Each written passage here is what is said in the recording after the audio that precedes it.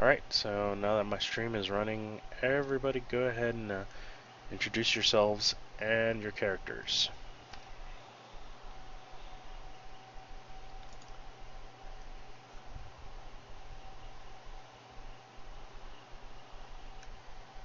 I guess we'll... Starting with Zinsen, of course, because I'm looking at the fantasy grounds. Zinsen's first. Yes. Alright. My character is Zinsen. He is a half-orc far traveler fighter. He favors the great sword. He has spent all of his hard-earned gold for a new set of splint armor. And he has traveled very little in Flan, so he doesn't know much of the customs.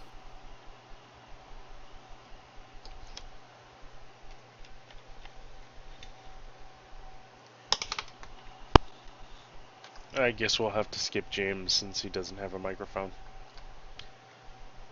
Darian, that means you're up.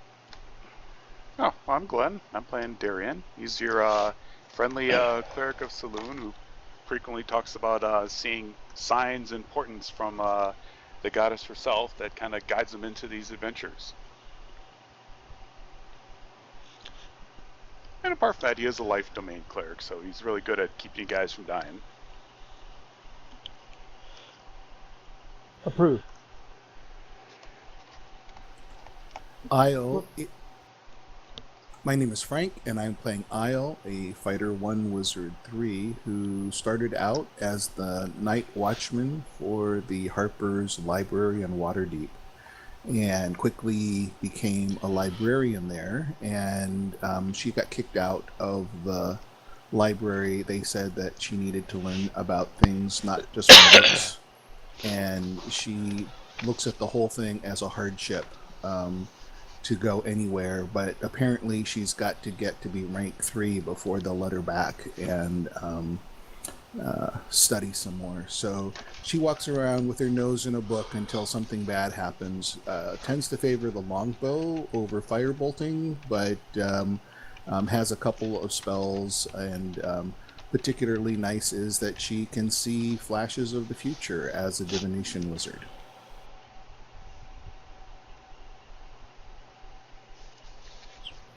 A strange rectangular box appears briefly, and this guy steps out, and there's a red wizard in the box. You can see him in there, and suddenly he disappears with the box. And this guy says, "Dudes, Bill and Ted, hey, I'm here to help you, man. The Zents want me to help you out. I don't know why." You guys got some Pepsi? Pepsi I heard does not Socrates exist. was looking for you. Yeah, I got a lot of those guys looking for me, man, but I haven't dealt with death yet.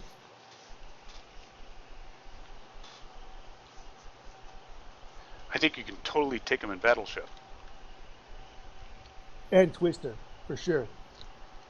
So he's got a rapier on his side, but it doesn't look like he really uses it much. But he does have a clever way with words. You mean he doesn't have an axe? No. Those are expensive. And he sold his quote-unquote loot in order to armor up with his studded leather armor.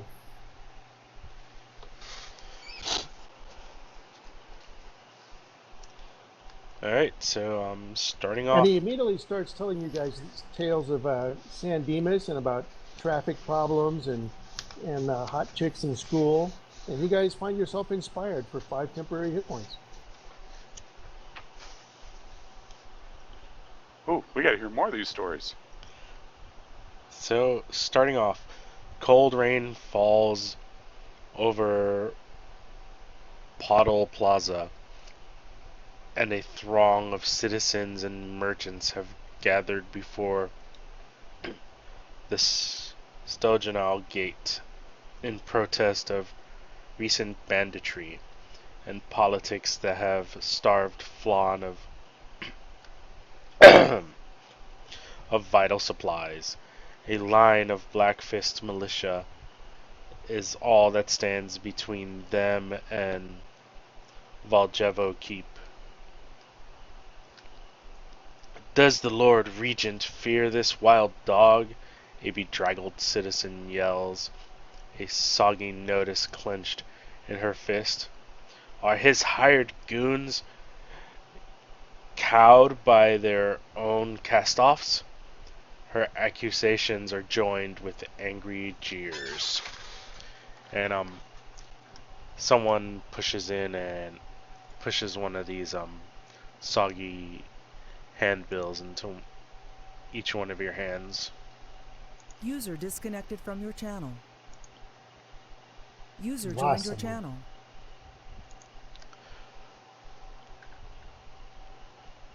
I see you, Markham.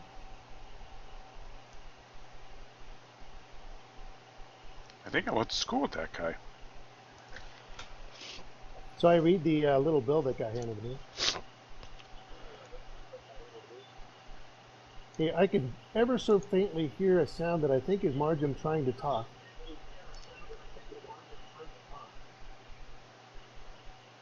It's actually Margim echoing. Can you hear me now? Yes, we can hear you. Oh, okay. Let me just put it on push to speak. Hope that Good idea. works. So reading the handbill, what does it say? Wanted for robbery, murder, and sedition, Sam Kulak, outlaw chief of the notorious Grey Patriots. A bounty of 100 gold pieces shall be paid to whoever surrenders the outlaw dead or alive to the Knights of the Black Fist.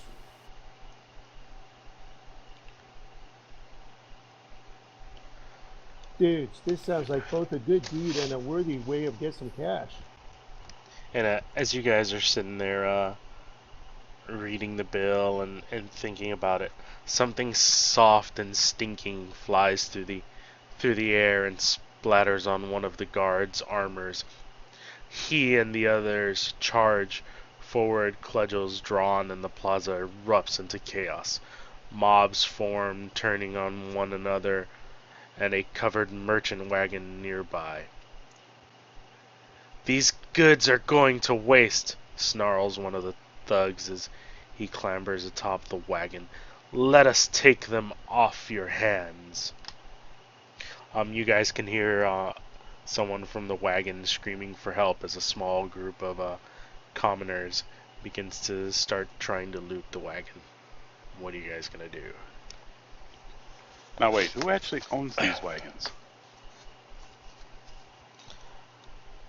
It's just one guy standing by the wagons. That's all you can see. Io will jump up and threaten the commoners and tell them to run away or die. Roll me an intimidation check. Phil, in the meantime, I was afraid you were going to say that. I say that got dark fast. Yeah, don't know what it is about Isle, but when she jumps up, her eyes start to kind of glow with arcane magic, and the guys climbing all over the wagon seem to be a little scared of you, and they skitter off, leaving the wagon alone. Oh, dude, well done. A gentleman walks up to you and introduces himself as Brandon Yill. He's a retainer of House Cadorna.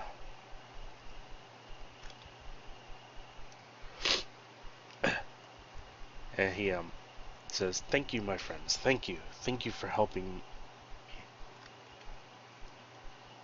I'm sorry if I cut in and out. I'm seriously getting a cold, so if I cut in and out, it's to blow my nose and everything." Need me to It's gonna be cast a Lesser long runner for Restoration you. on you?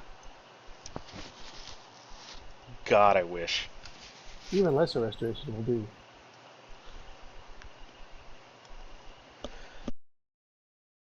As it turns out, that's one of my domain spells. So, Brendan, we just don't want to see looting going on. When people loot, then the prices of goods everywhere goes up.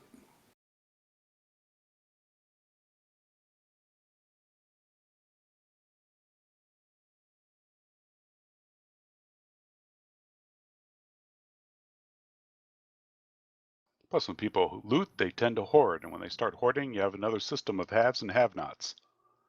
And we're just perpetuating the system, except now Yeah, with hey, violence. dudes, I think we need to move some of this product.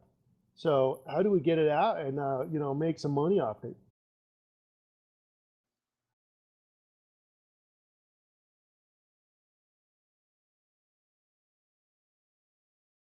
I don't think it belongs to us, does it?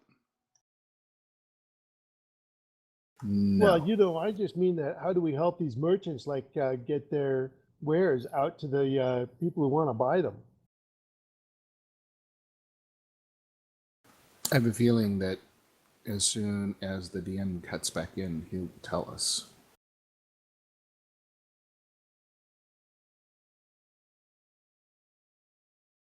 Uh-oh. DM Kevin, I see your blue light and I hear nothing. Yeah, okay, sorry, I had my mic totally muted to blow my nose. I apologize. Brandon goes on to tell you guys he gives you guys some information. Yeah, He DM tells you. forgot to tell you that my character is from the Lord of Alliance. Okay. He tells you that this wagon of supplies belongs to House Cadorna,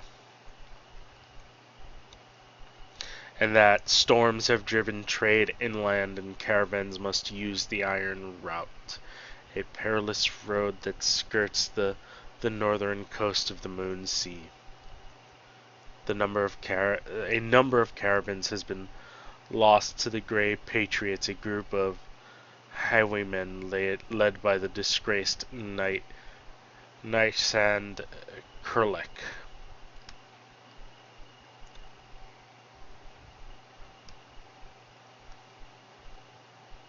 What kind of caravans are we talking? Like food? Like trade goods?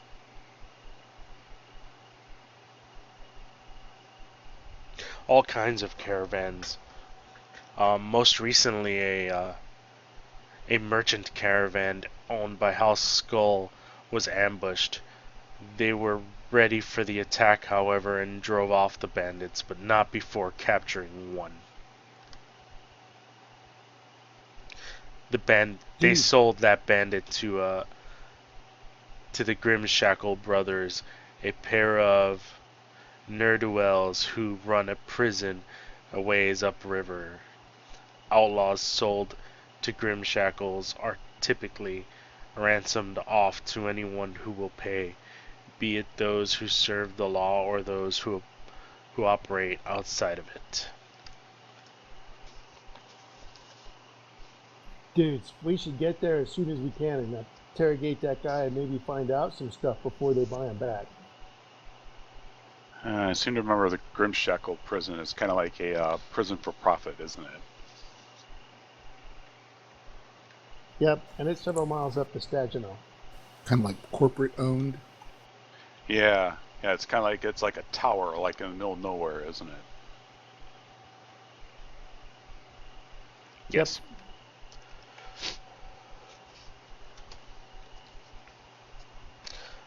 Before we continue, Sinsen, did that fix your problem? Yes, it did. Okay.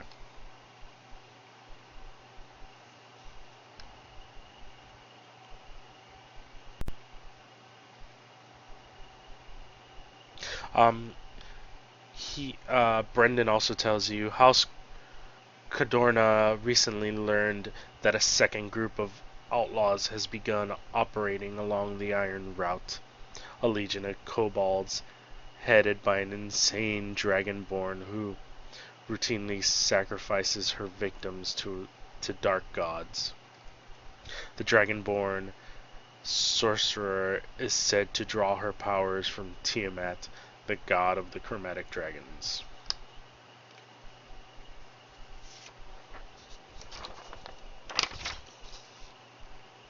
Well, fellas, I've was advised a lot about this Tiamat guy. Old Rufus says we need to stop that one from coming back. And if they have friends here, we should stop them too, for sure. He goes on to say House Cadorna is offering a bounty of 75 gold pieces for the leaders of each of the two-handed groups. 75 gold pieces. It's 150 plus the 100 that's being offered for the handbill. Shoot, I would have done it for free. Shh. Why? It sounds like we should go question this prisoner at the prison. As a matter Totally, of fact, sure. Brendan also suggests that you go question the prisoner at the prison.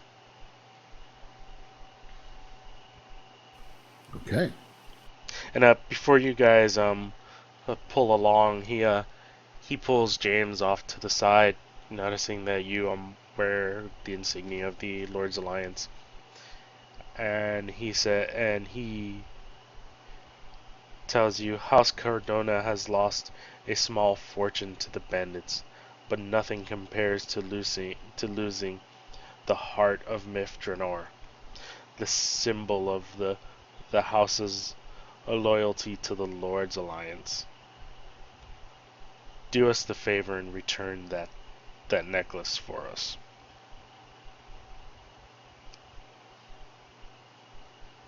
Anything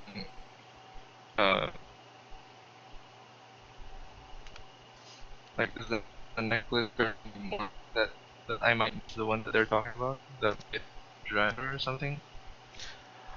He says you'll recognize it. It's very noticeable. It's an emerald necklace.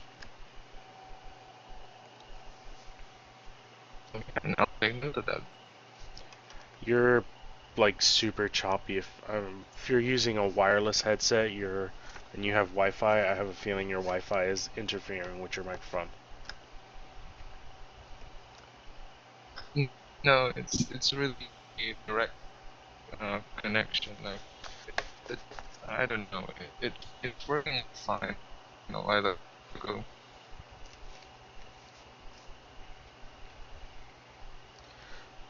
Yes, he doesn't have a description of the necklace, but he tells you you'll recognize it when you see it. It's very hard to miss.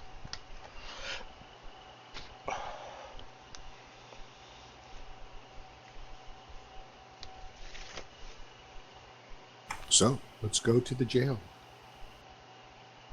To jail we go. He also hands you guys a map of the jail. Ooh, awesome.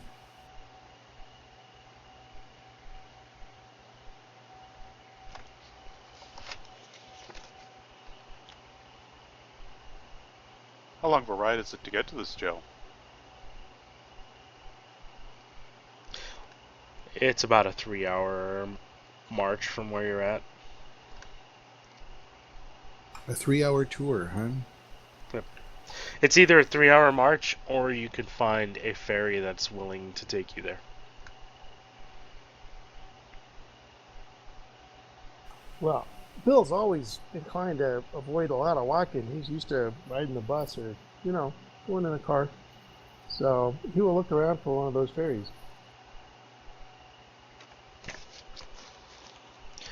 Give me 1 second.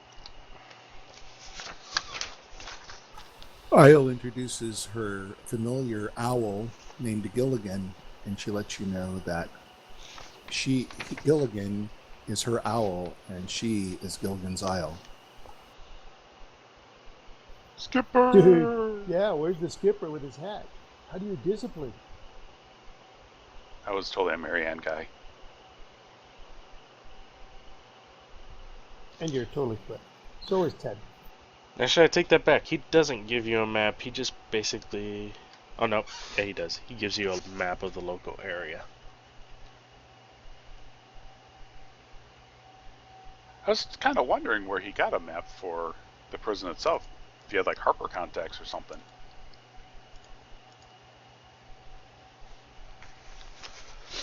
Well, I'll ready my horse and mount up and get ready to go.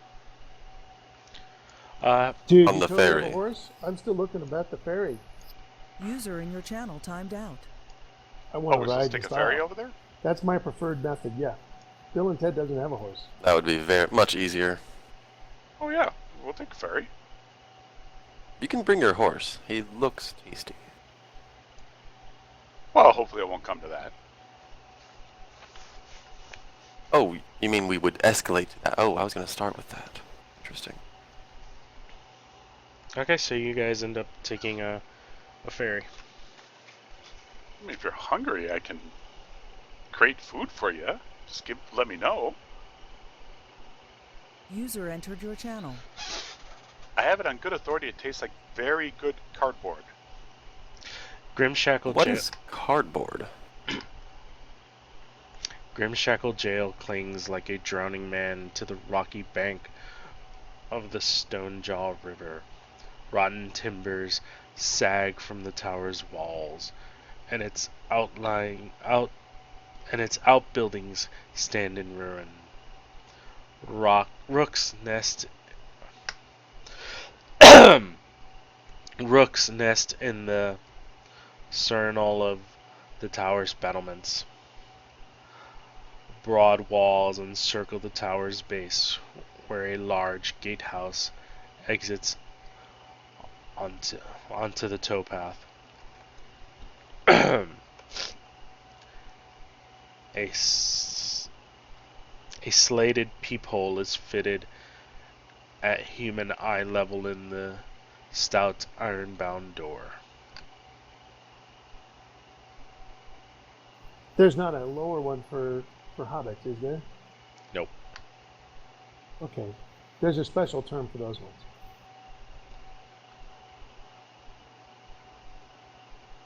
That's not a peephole. You are correct. Well, I suppose we need to knock.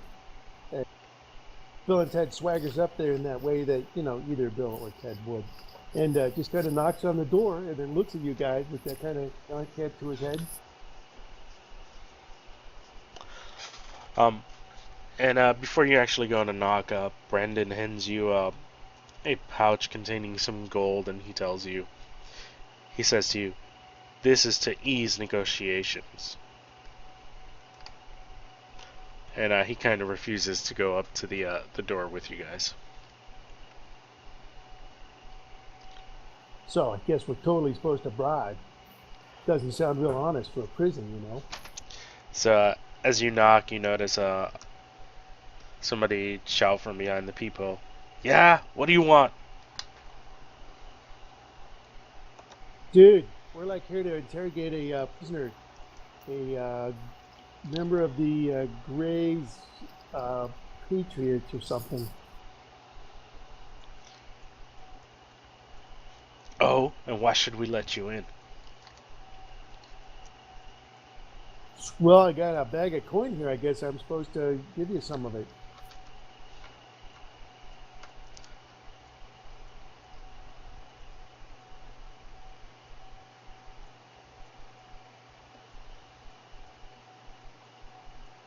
Hey, what is the cost of admission?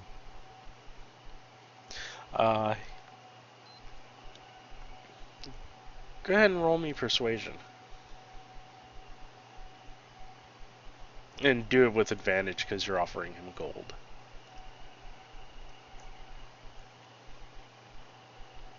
Well, my fantasy grounds is now just this map. Do I have to toggle it somehow? You can close it. There, did it close it out for you?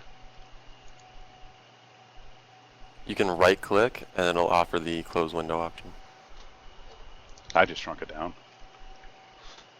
Yeah, just minimize it. Here's my character.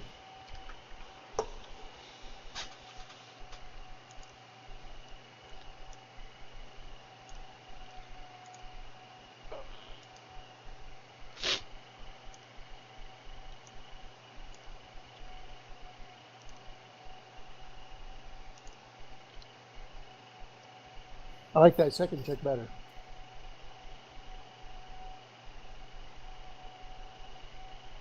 Did somebody give you guidance? I did. Okay. I cast guidance on Bill and Ted. Oh, right. So that would apply to whichever one is higher, so I actually get a 21.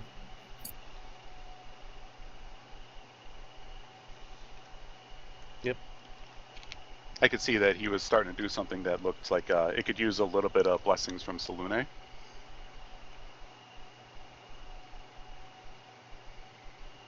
So yeah, I'm being really credible and just going like, oh, totally. What is the price of admission? Is this like a $1 Tuesday?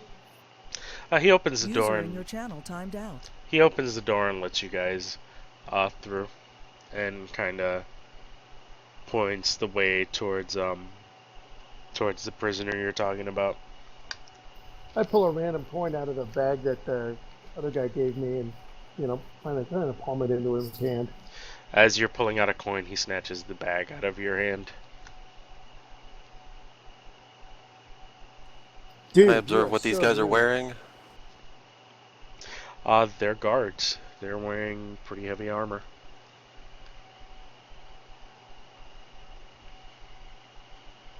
And how about the prisoner? What's he wearing? Prison clothing.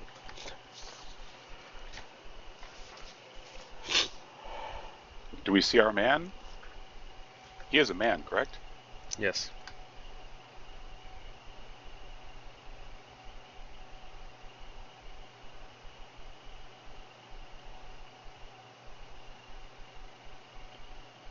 All right, well, I have much to learn from the folks I meet. That's one of my ideals. And so I'll go up and talk to this guy and go, dude, my name's Bill and Ted, Esquire.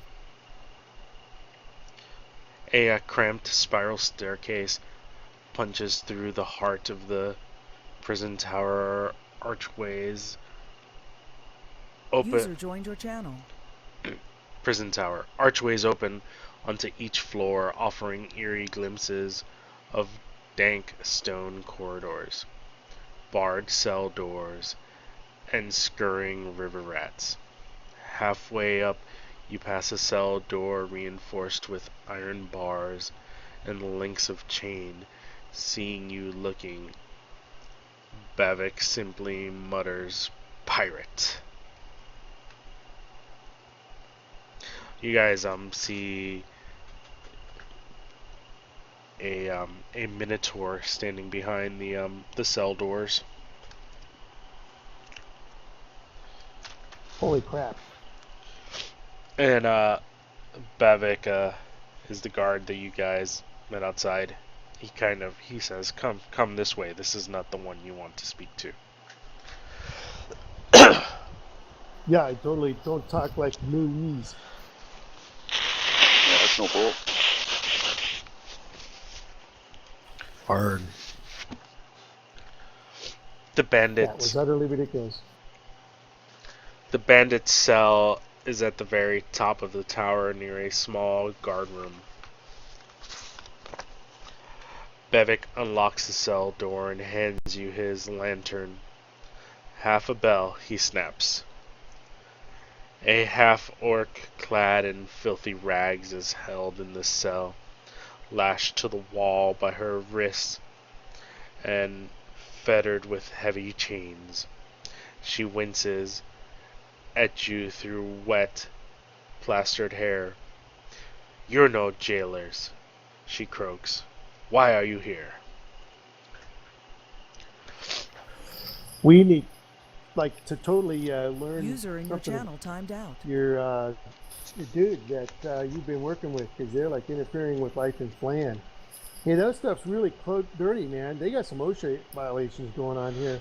I'll tell you what, I'm going to help you out. I'm going to clean up your clothes, so just kind of bear with me. And I'll start prestidigitating her clothes a little cleaner. And am I the only one wondering how well a minotaur pirate can make out on a ship's deck when it's listing side to side with hooves? Yes. Okay, alright. Isle asks the prisoner, casting a suggestion spell, and says, your Gray Patriots don't seem to have ransomed you out of here, but if you help us, we will be able to destroy them, and we will be able to come back and use the money that we get from the bounty to secure your release.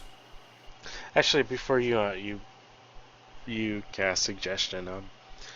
When Bill and Ted was done talking to her, she says, "I've no loyalty to Sand Kurlek," says the half-orc.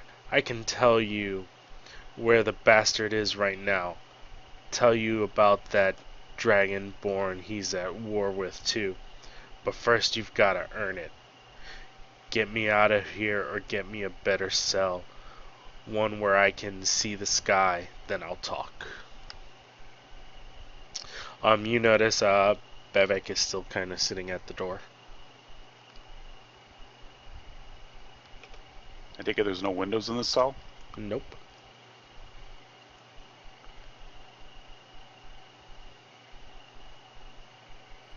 Let's go see if we can find him a new room. Yeah, Bill and Ted will go over to Bevik and just start saying, "Dude, there are definitely some violations of some of the prison rules here. What would it take to get this woman into a nicer cell that has light of day?"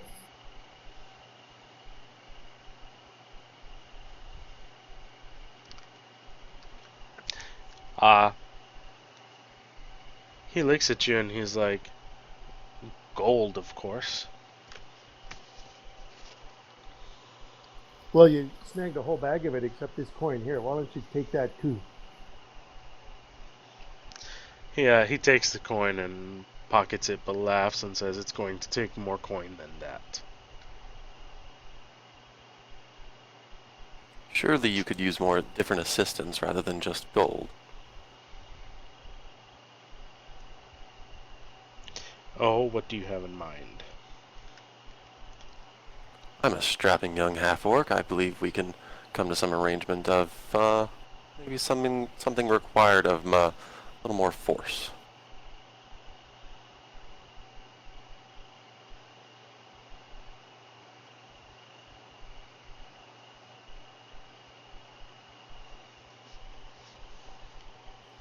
Maybe if he has any chores that need to be done in the prison or anything like that.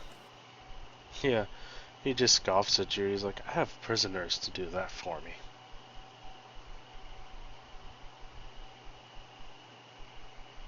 Well, Bill and Ted will pull out 10 gold pieces off of that.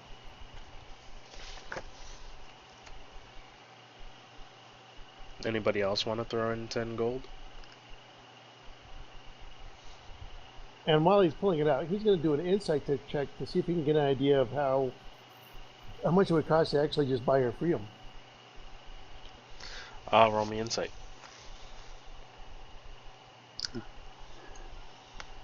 That's true. You figure she can't be that expensive. You can tell that Bevik is not willing to let her go. Or maybe she is that expensive. He has this: "No amount of gold you have will make me set her free." All right, well, we've got 20 gold on the table. Darian can Can I dig persuade him to take 10 that? gold out of his pocket. 30 Okay. gold. With 30 gold, you guys are able to improve the conditions she's staying in at this point. And that 30 gold will give you guys three answers.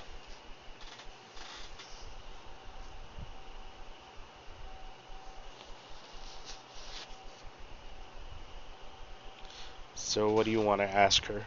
She seems kind of willing. She seems willing to talk to you.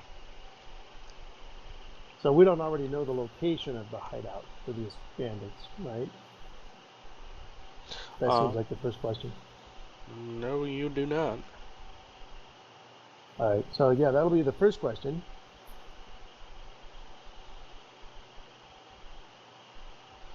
And then we should ask how many magic users are in the bandit group.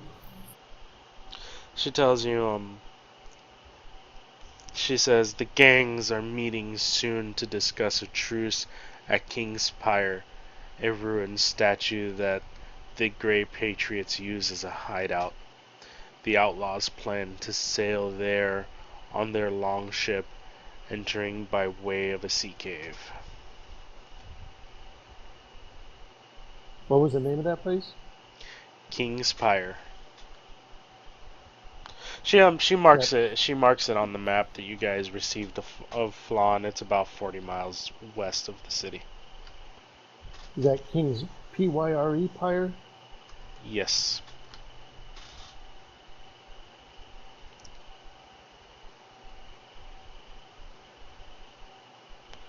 And what was your other question? How many magic users are in the group? I think we Mages got a and sorcerers. bard and a wizard. No, I was asking how many are in the band of these bandits and pirates.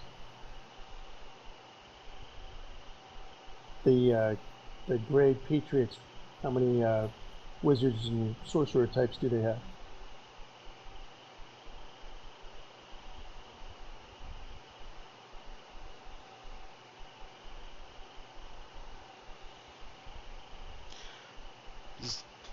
There's just one, the Dragonborn Sorcerer.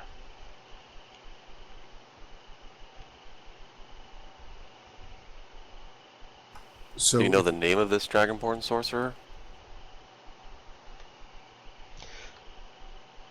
The Dragonborn is called Jarala. She believes herself to be the chosen of Tiamat, and has dubbed her gang the Claws of Tiamat. Jarala's wild magic has warped her minions, making them strange to behold.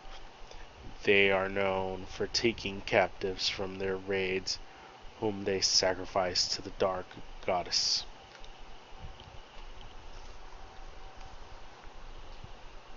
Dudes, I think I know why Rufus dropped me off here. We need to stop that. And as you guys are asking questions, you hear muffled shouts are heard from somewhere below. A bell starts clanging, and on the air you catch a telltale whiff of smoke.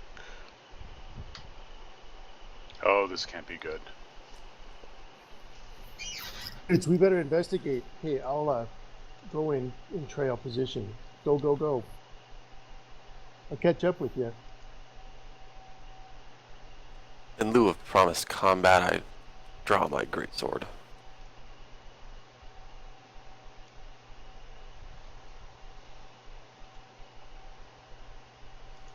And head towards the smoke.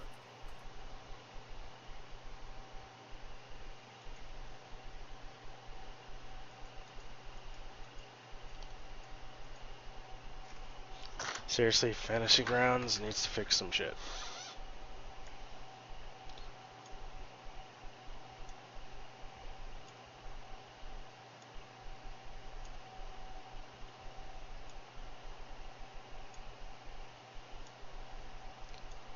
So all of you were in that cell. That's the cell she was in.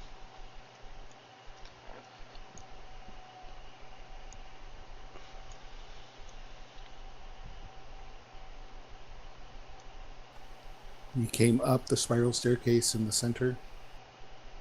Yes. What's that hole to the east of us? Is that actually a hole in the floor?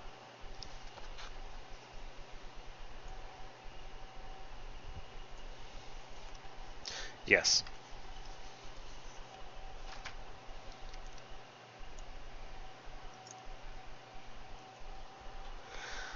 Huh. Does it sound like a fight? It does sound like a fight, but I don't know that we've got a horse in this race. Bevik says, "That's the prisoner's alarm." Gasp, Bevik. "Torm's teeth. That better not be Walharl."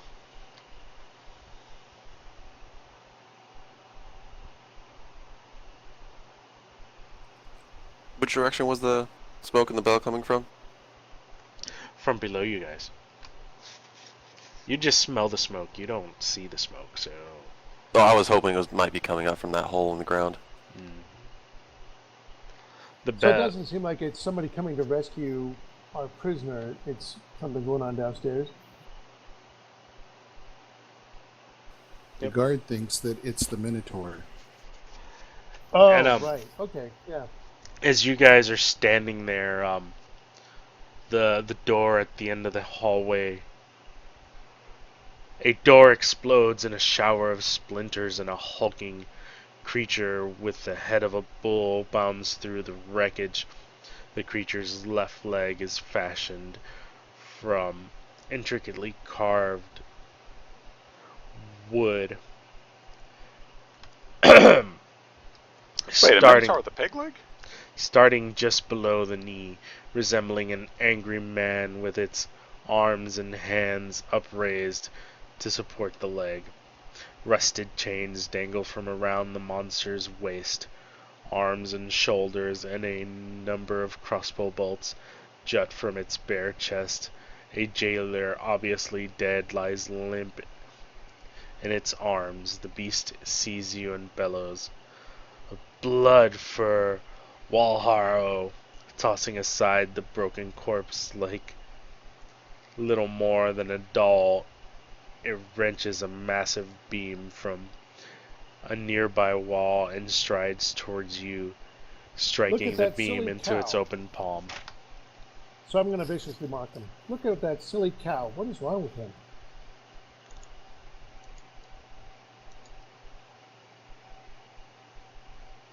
Are we in initiative, or can we cast a spell? Initiative.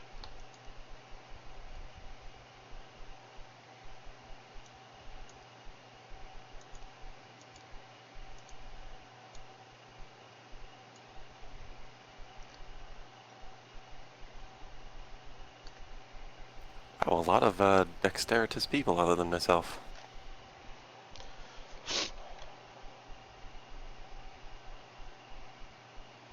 And actually, I'm gonna say you guys made it into room number 8 over here.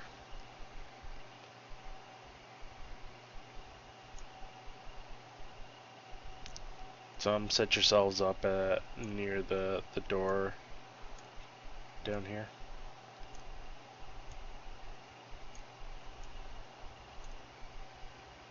Near the door, not way up there, Mr. Bill and Ted. Bill was looking out the window.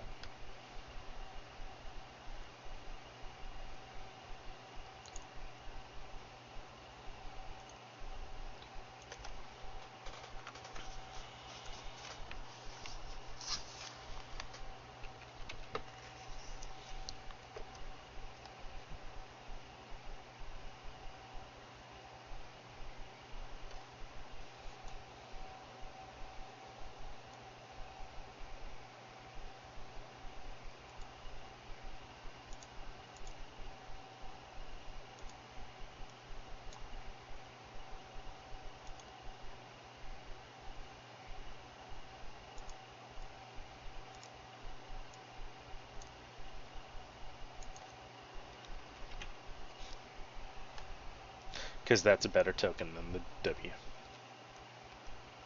Alright, Darian, you are first. Am I really? Wow, how'd that happen? You rolled a You rolled 21 high? initiative.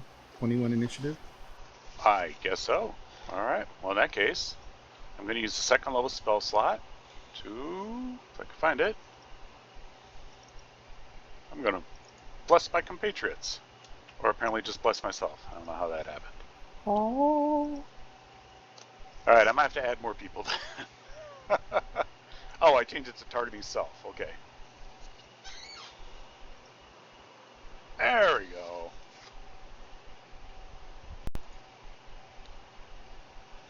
And just in case, I'll move up a bit.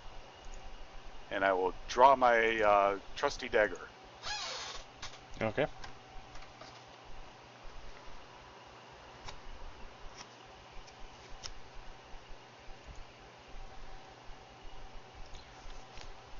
James, you are up.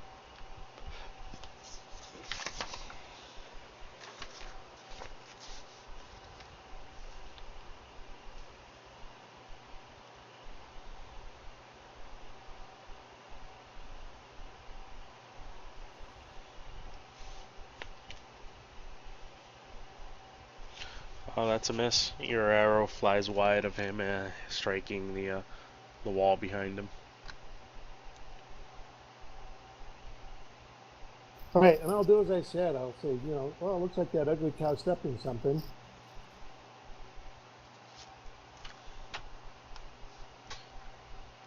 He fails. Boy, does he fail. He doesn't like cow jokes at all.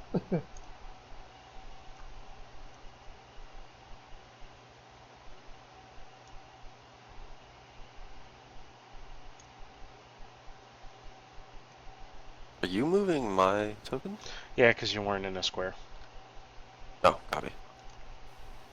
So roll your damage. Yeah, I'm having a hard Ted. time getting the damage on here. Why isn't it working? Oh, here it is. Doing.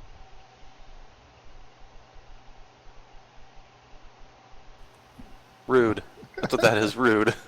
Why are you damaging Why is Sinsen? he absorbing him? Oh, yeah, it's not supposed to be him. Because his thing is highlighted. He's really big. Here's the damage for the captain. No, I got it.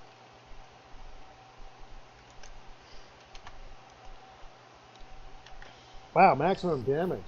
Rolls a 1, gets max damage. He really didn't like that joke. More important is the effect that will make him roll at disadvantage. And then I back up. Do you do double damage with Yo Mama jokes? And now that's the end of your and then I turn? back up and I'm out. Yeah.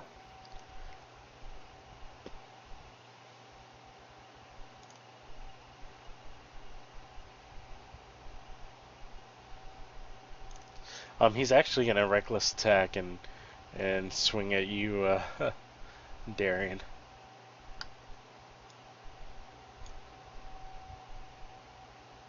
And miss.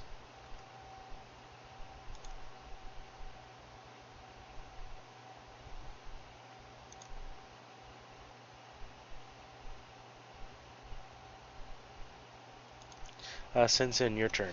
And you have advantage on any attacks you make against him until his next turn. Oh, yeah, because he did the reckless. Yeah. Alright, with my greatsword already drawn, the thing in front of me, is that a bed? It's a table. Alright. I guess I will skirt around the table to attack him head on.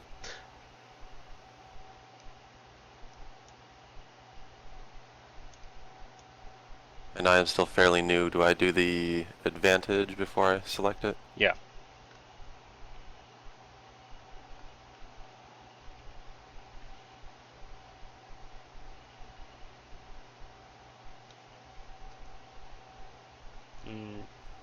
Whiff, you miss. He manages to put his makeshift club in the way and blocks your attack. Oh, end of my turn. Isle, it is your turn.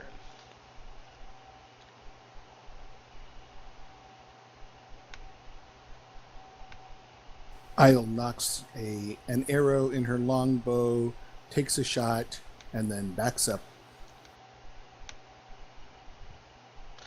Yeah, your arrow hits true and digs deep into his chest. Darian, your turn.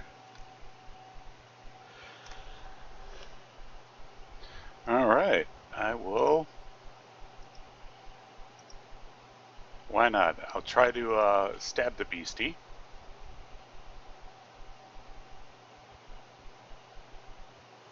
Oh, it sounded good. Whiff. And then I'll use a second level spell slot to cast Spiritual Weapon and attack it with the Spiritual Weapon as bonus action.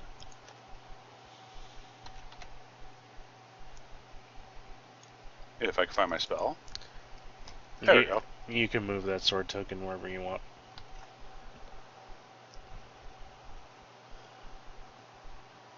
Oh, well, that was really not my round, was it? Yeah, you try to hit him with your dagger, and he blocks it with his great club, and as your spiritual weapon manifests, he turns around and bats it away with the club as well. I hope he's not angry because I mocked him like that.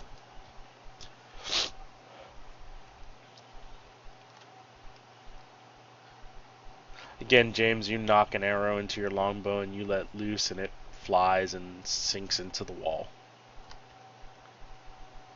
Why is this so hard? All right, well, I'll say, you know, the moo cow apparently needs to be milked. That joke is pretty cheesy. He fails.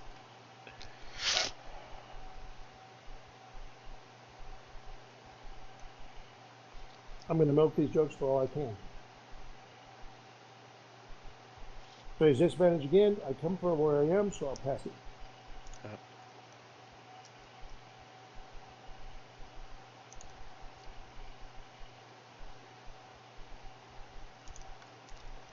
I'm seeing you come in, Sin, he looks at you and blows like really hard out of his nose and swings his great club at you.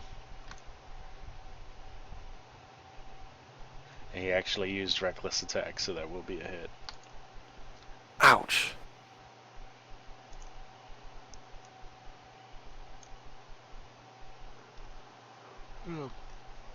Wow. Wow, yeah, smackarama. Yeah, he smacks you pretty hard with that club. You kind of feel a little dazed as he hits you in the side of the face. Your turn, Sin. Well, I'm not going to let that kind of attack go unpunished. So he did reckless, so I do get advantage as well, correct? Yes.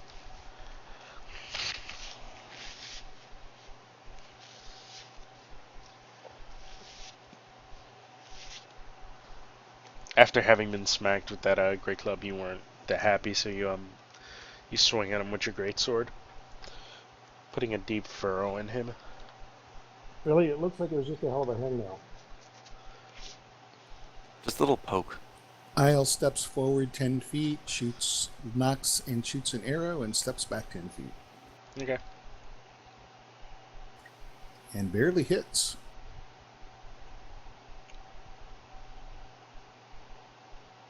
Yeah, that 3 saved your life. Alright, let's see if I can actually stab him this time. Ooh. Roll again to see if you get a crit, because you have advantage. Oh, okay. I rolled the exact same thing. When you reroll, you really reroll. And then I'll bonus action to hit him with the spiritual weapon. Okay. Your dagger barely scratches him. I believe your spiritual weapon should have advantage because he's recklessing. Oh, well, I'll roll a second time just in case. Oh, look at that. Great. Just what we wanted. Look at that. Yeah, he's after having been hit by the after taking the glancing shot from the greatsword, he isn't really able to dodge that much, so you guys really weigh into him. I'm just curious what kind of weapons Salune would have. A spear, maybe? I don't know. James, you finally managed to hit your mark with the arrow.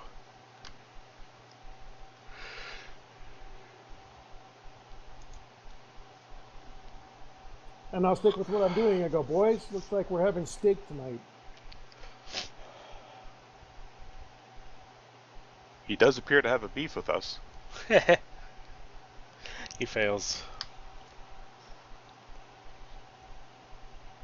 My number is winnowing down, but at least I'm negating his reckless. Yeah, your vicious mockery, all those insults. He seems to be a little hurt, and you can see a little bit of blood starting to trickle down from and his also ears. a tear in his eye. I can see him tearing up and he's getting choked because I'm so insulting. Say, before my turn is over, I'm going to do a bonus action heal on Zinzin, who got clobbered really hard. Okay.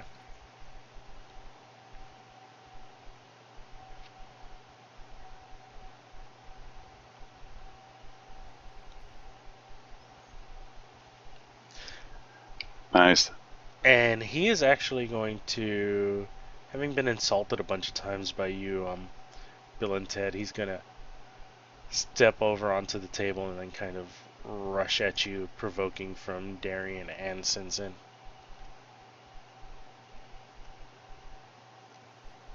Since he did Reckless on his last turn, or does that end because it's his new turn? It ends because it's his new turn. I'm going to use Warcaster to actually cast Guiding Bolt as my attack opportunity.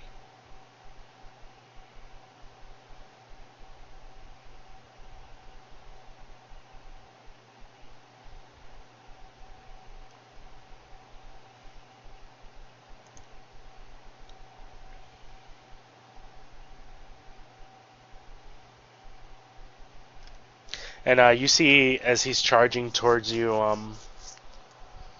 Bill and Ted, he lowers his head as though he's about to gore you with his horns. Stay away from the horns.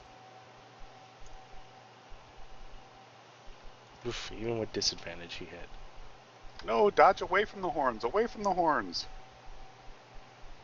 I just stood there like a deer.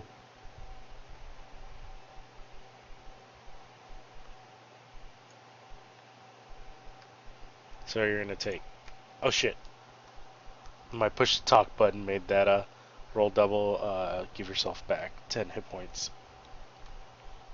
That won't matter. Oh, it won't. No. He only has 15 hit points. Yeah. So he rushes into you and gores you, knocking you straight down to the ground. Well, he's saved from my locking now. He should be glad he reduced his damage by a d4 each round. Sinsen, your turn. I'm mocking him to death. Yeah. Seeing my newly found ally knocked to the ground, I move to strike. Actually, no, you should still be standing. With 4, because he had inspiration. He had 5 temporary hit points. Oh, that's right. Yeah, 20 hit points. I'm up. With 4. Yep. Ooh, I like that math better. So then, actually, no, you're gonna die because his gore attack, when he charges at you and he moves more than 10 feet at you, does an extra 2d8 of damage. Oh, that's why I did so much. Right. Well, no. I still didn't. Well, Yeah, it works out the same as if you did a critical. yeah, that's true. So yeah, it did knock you out. Alright. You shouldn't have advantage on this one, Sinsen. Yeah, I apologize. I don't know how that was still selected. My bad. But I'll let that go. I hit him with a Guiding Bolt. Oh yeah, that's Oh right. yeah, that's right. Okay.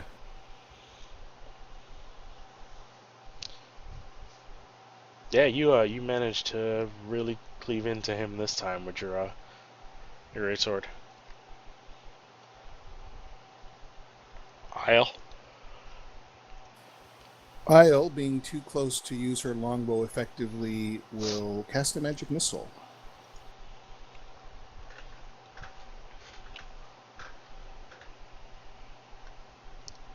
But not take him down. And I guess I'm going to stand there and prepare for the worst. I pray to Shanto. Darian. Yeah. Alright. Your magic missile bolts fly through the doorway and hit him perfectly in the chest. Alright. Well, I know for a fact Salune appreciates good humor. So we better do that. We got better. Move my spiritual weapon up, and I will attack the beastie with it. Healing word is a bonus action. Oh, you are correct. Ooh, good catch. Let me move that back. I'll move myself up and hit him.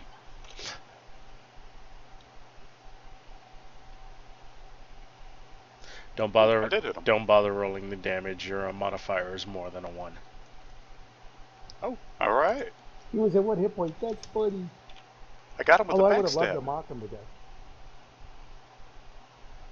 Yeah, you ran up to him and he looked like he was kind of weak. So as he starts staggering a little bit, you come in and you stab him right in the throat. A little bit of blood from the jugular spurts all over you.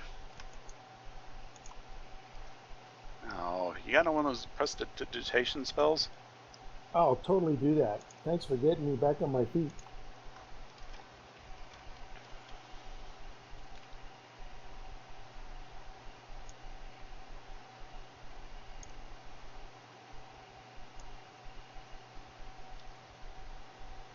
Alright, so where are you guys going?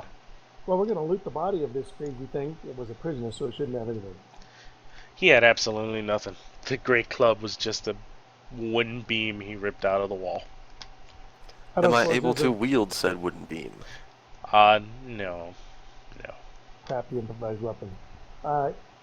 Is there any reward for saving people from a wild prisoner? No, not really. At least be honest about that. Did we get our three questions from the prisoner? Yes, you did.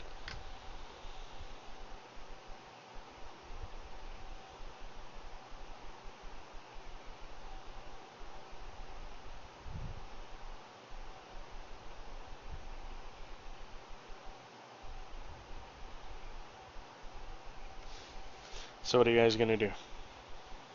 You can still hear the ringing of the bell and the shouting and the noise coming from downstairs, and also the smell of smoke begins to get stronger.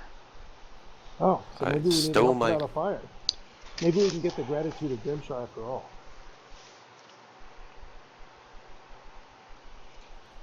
I'm going to stow my great sword and head downstairs to see what we can do to help. Okay. Yeah, I'm kind of wondering if there's more prisoners escaping.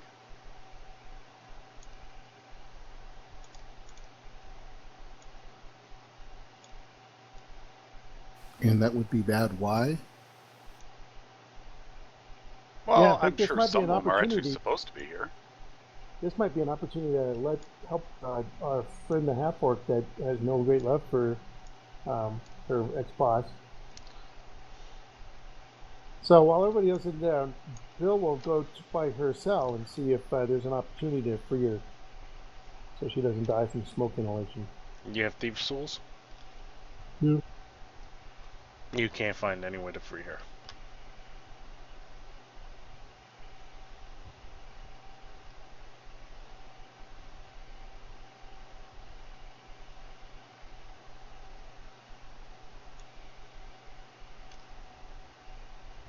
I mean, are things like on fire? Are people in danger? Or on this floor, you can see that there is fire starting to lick up from around you.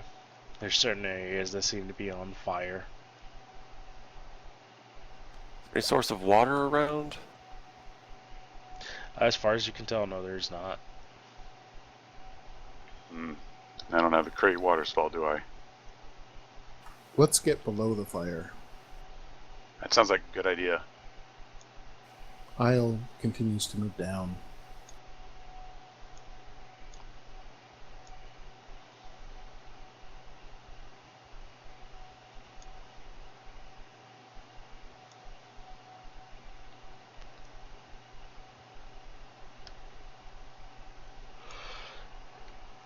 Go ahead and move yourselves to level 2.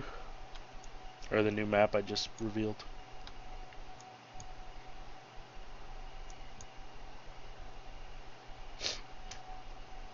Yeah, from... Oh.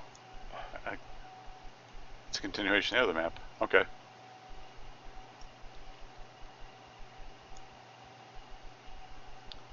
I wish I had good skills at making maps. I'd have probably done a way better job.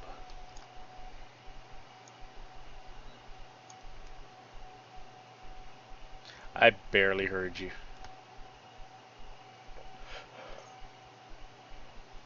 And now we didn't hear you at all.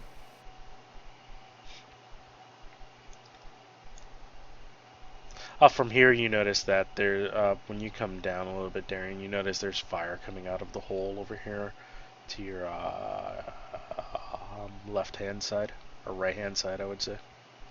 Where that black pudding looking thing is? Yeah. Is there like some water or something around? Like a mop bucket we can use to try and put that out? Nope.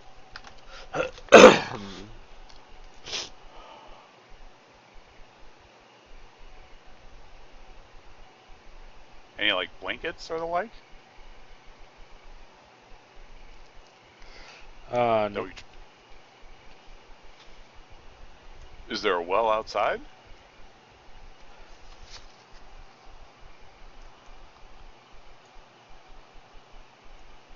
Oh, we're still a floor up, aren't we? Yes, you are. Oh, well, we should probably continue going downwards. You do know there's a river outside, not a well. Oh, that sounds promising. And actually, as you guys start heading back down the stairs, ahead of you, you see a dwarf jailer struggling with one of the Grimshackle brothers. The jailer holds his boss in a headlock, a short sword pressed to the halfling's throat. Another jailer stands in their way, waving a spear at the hostage taker. "Back off or I'll slit the halfling's throat," the traitor growls. Dude, what is up going on here? I apologize, guys. I'm Say, does the kinda halfling getting deserve a it? cold. He doesn't seem like a nicest guy. Well, it's a big difference between not seeming very nice and deserving to have your throat slit. The halfling is one of the people that owns the jail. So he has a mutiny on his hands. Yep. But what's this mutiny about? So Bill's asking, he's talking to the guys going, well, what's up? The other guard says, he's not really a jailer, he's a traitor. He started the fires and he wanted to set the prisoners free.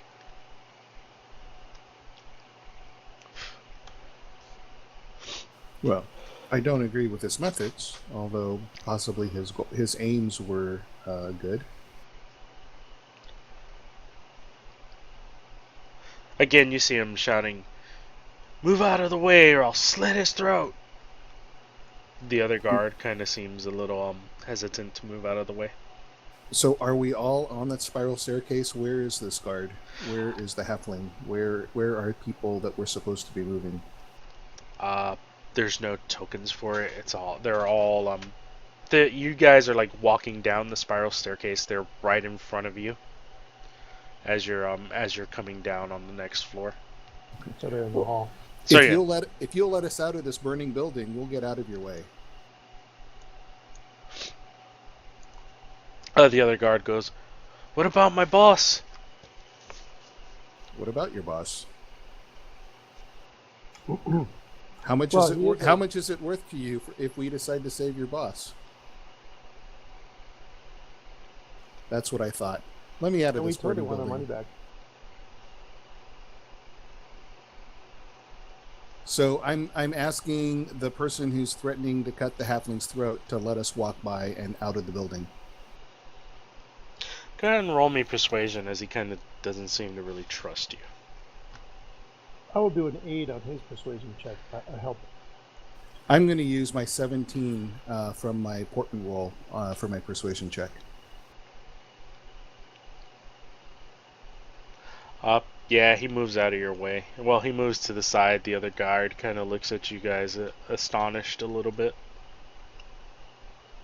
As we're going by, I'm kind of gauging these guys. Is the jailer tougher than the hobbit?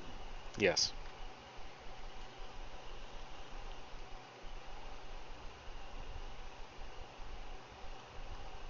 So Isle walks out and says, "Traffickers in human misery deserve what they get." And she walks out. And then I'm going to look and see how difficult it will be to put out the fire if we decide that that's what we're going to do. You could tell downstairs that the fire is raging really bad. Well, I suspect people are going to get hurt if we don't put it out. Are you suggesting we save the prisoners? does it even look like we could get the fire out? It's gonna take you some time to get the fire out, but there will be some loss of life. Huh. All right, well, before I get all the way out, I'm going to go like, we might not be able to save Grimshaw, but you can help me free the prisoners so that they don't die here. I'm talking to the other guard that was there. He just walks away from you, running outside, seeing as you guys basically left his boss to to die. Well, it didn't look like the dwarf was going to have any other solution. You might have been able to talk him out of it.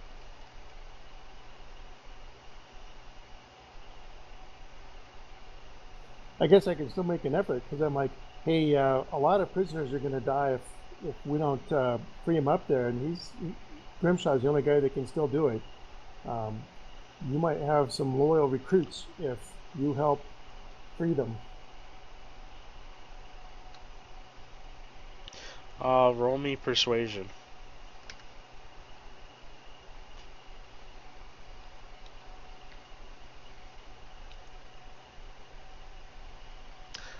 Yeah, he agrees with you and lets the halfling go, kind of shoving him out of the way. And then I tell Grimshaw, hey, we better do it. We got to be free up of all these prisoners. But we'll gather them in front. We'll help you they put gotta the. have support personnel and stuff here that might get caught in the flames. I was gonna say we can help them, but we want to take the woman for our own. Yeah, we want her as a guide. That sounds fair. He agrees to let the woman go, seeing as you did manage to save his life.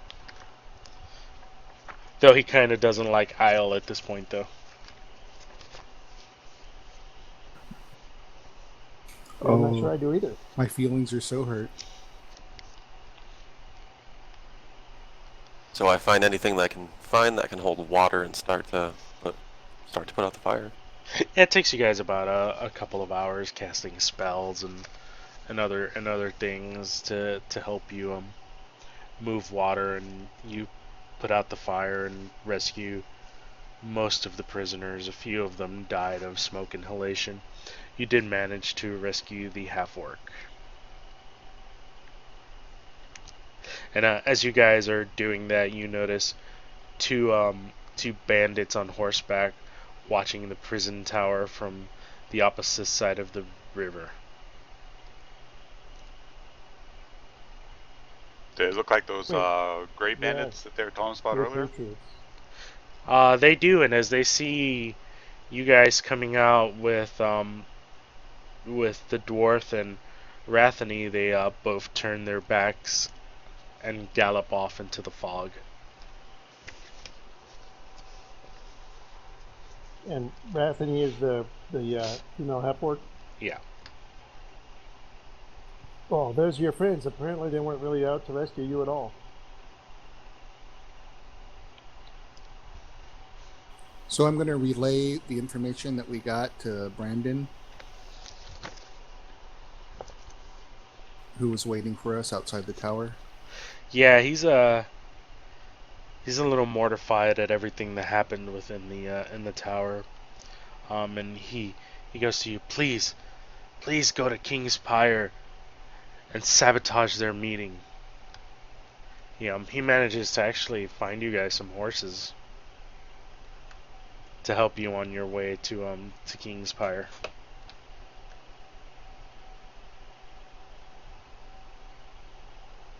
Actually, you guys go back to Flan and tell him all this stuff on the way there. When you arrive at Flan, he finds you. He hires you guys some horses to help you along the way to King's Pyre. Do these horses have seatbelts and airbags? Nope. This does not look safe. That stuff does not exist. Fear for your life will only prevent you from your adventure. Can we get, what is her name? Rathine to draw us a map of this King's Pyre?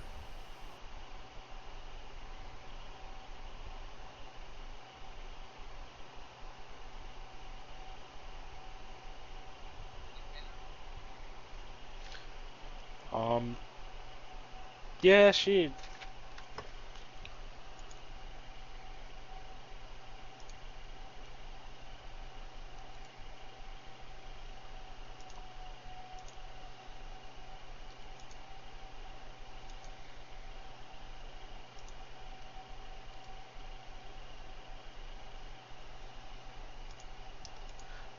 She actually hands you a map that she managed to stow away. I'm much more impressed with this cartographer.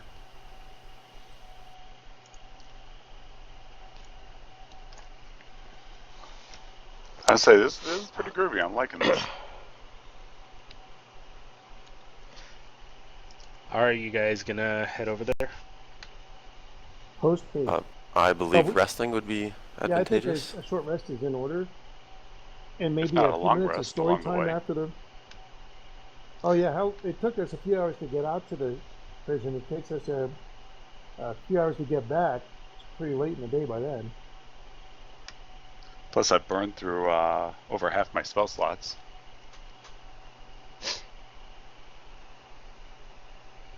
I'll give you a long rest on your way there. It's a 2-day travel even by horse. Oh, I see. Okay. 40 miles, right?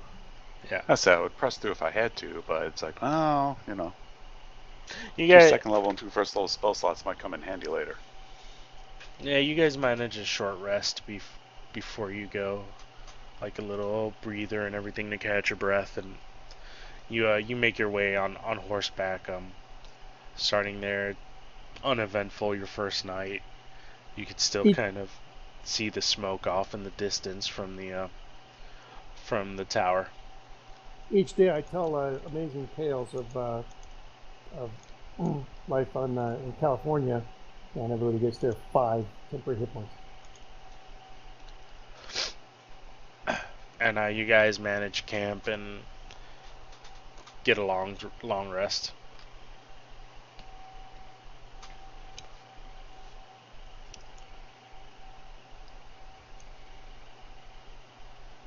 Alright, so what's going on with this map? So that new roll is my portent for the next day. I've got an 8 and a 3. On the second day, you guys start coming up to the area.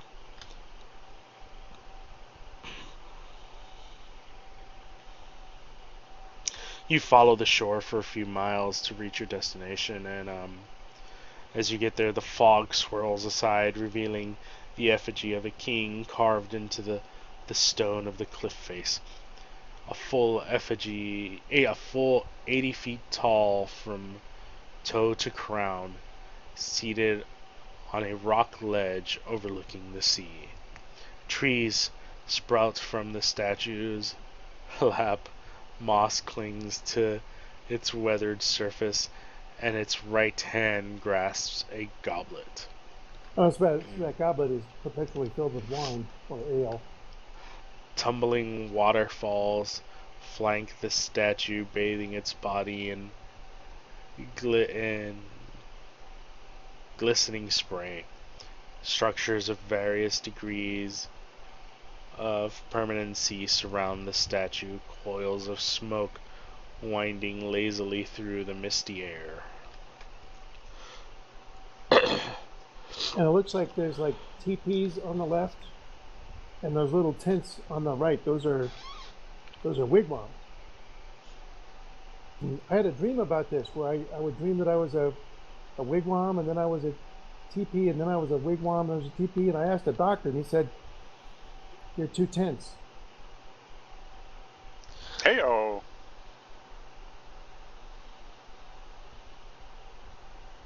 So the main way down is to go over the waterfall in a barrel, or to go up to that road on the far left and winnow that way down.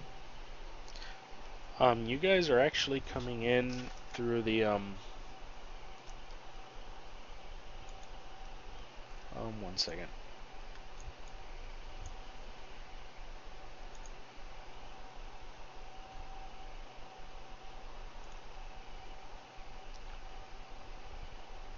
Is there a ramp there cutting from the king's shoulder across the waterfall to the right?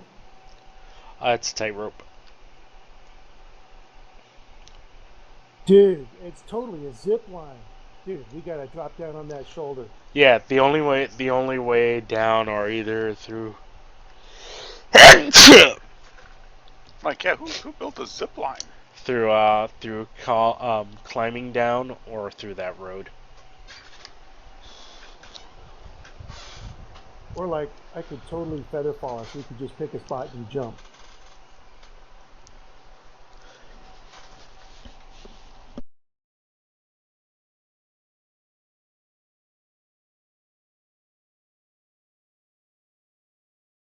I mean, Featherfall might work pretty well. Oh wait, I don't have feather fall. Huh, that's very weird. This bar doesn't have feather fall. I have it, and I don't have it prepared ordinarily, but if I know I'm going to need it tomorrow, I can prepare it. And we've got like 2 days to make our plans as we, ride our horses out. And Oh right, because we we've got the map before we left, right? That's right.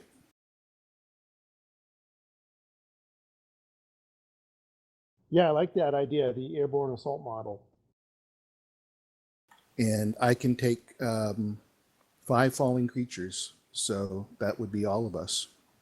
But not our horses. No, not our horses. If we Just do leave that, them in we those- might need our bard to come up with some theme music.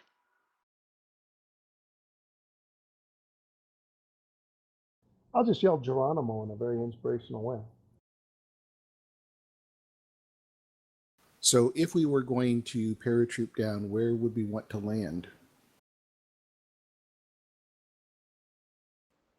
Well, from the map, it looks like bad with direction in this one. So to the left of the stone thing, it looks like you almost have to go through the cave to get to that spot. So if we drop down on that right side, no, more towards the right side. Yeah, I'm looking at where there's the tents on the far right. That might get us access to those tents. And then, oh yeah, see there's a circle there, but there's also an entry below. And from this side, we would also get access to that boat.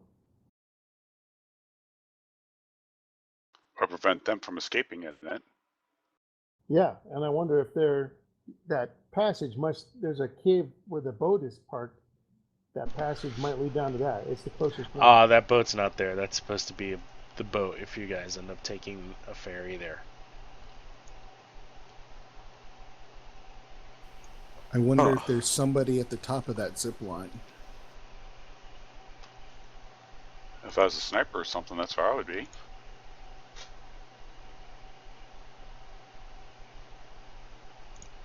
You guys aren't there yet. You want to approach and see what you can see? Is that a giant Rubik's Cube in the middle of a bunch of teepees? Like it looks like a cage to me. Again, you're Yeah, not really there, so you don't know what that is. Oh, okay. Yeah, to be honest, you wouldn't really know that there's tents and stuff there unless you're actually there. Okay. But we know about the zip line. No, you wouldn't know about the zip line either until you're there. Oh, Well- so we just know there's a king sitting on a cliff. Yes. That's all you can gather from the map is that there's a king sitting on a cliff, there's a few caves, and that's it. You don't know that the tents are there, you don't know that there's a zip line there, and you don't know anything else. Even Rethine didn't know where the meeting was supposed to take place. She just knew it was going to take place somewhere in this area. I say in we any approach case- from the forest. Yeah, I don't want to go down that road because that's a little obvious. So I like the idea of just jumping the cliff on the far right. You can just come out of the forest and get right to the cliff and jump. And then we're coming in from the side opposite of the road, so they might not even expect us.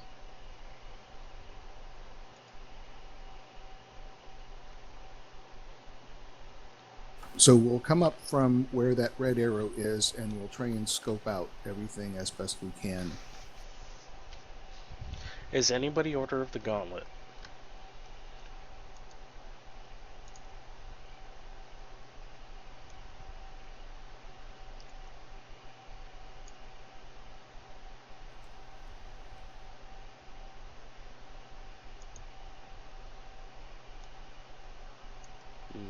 Yes, no, maybe.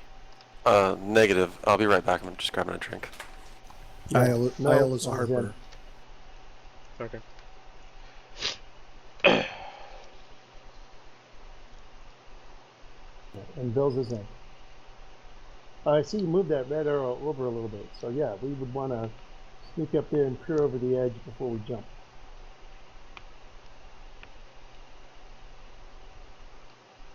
Well, I say we get there and spend maybe an hour looking around, seeing the whole thing. As much more information is going to be better. I mean, so the thing that we know is that there's two bands. So whenever there's two bands, the best plan of action is to get them to attack each other.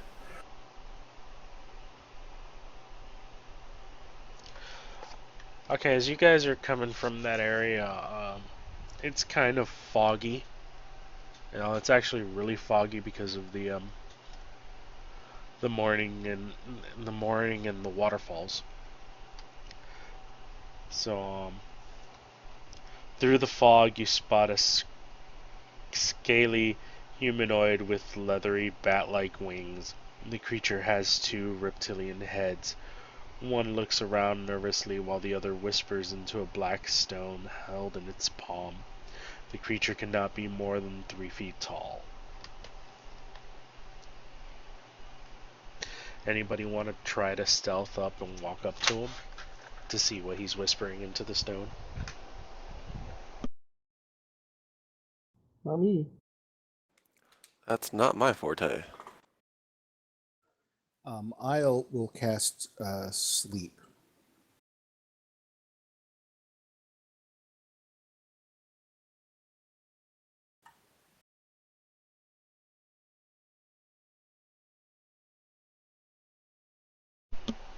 You sure you don't want to walk up first and see what he's saying? Because you can tell he's whispering into something. Hint, hint, nudge, nudge. Okay. All right. Well, Bill has modicum of stealth. How about Bill rolls me a stealth check? And I'll give you advantage since you're kind of in a really thick fog.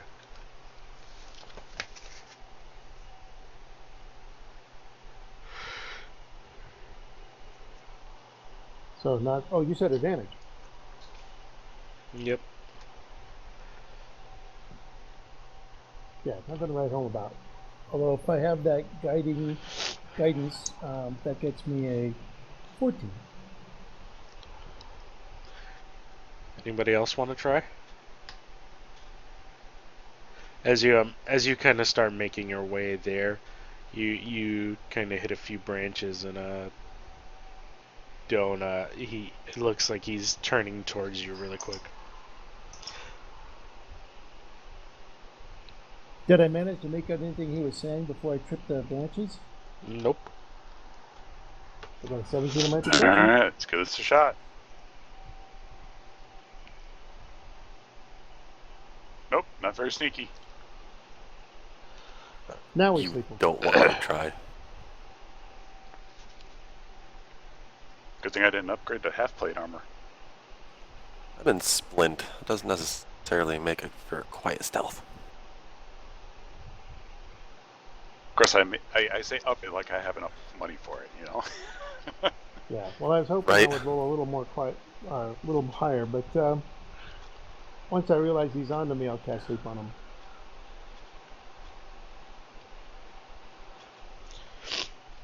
He didn't see you. You weren't stealthy enough to make it close enough to him. Oh, okay. So he's still sitting there talking. Yeah.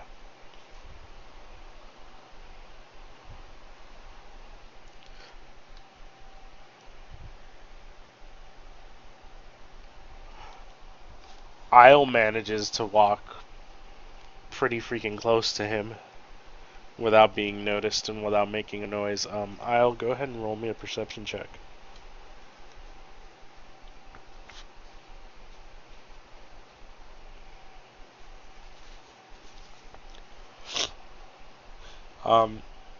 You can't really make out what he's saying. Do you guys want help? I can try to sneak up. You're our last hope.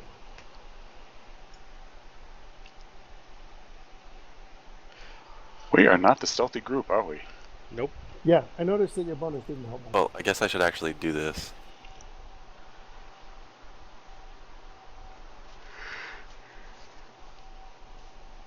Oh, well, yeah, I have to take that lowest score. That's 7.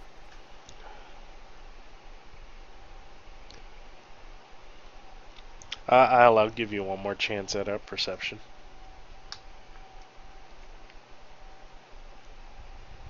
That's just Isle. Yeah.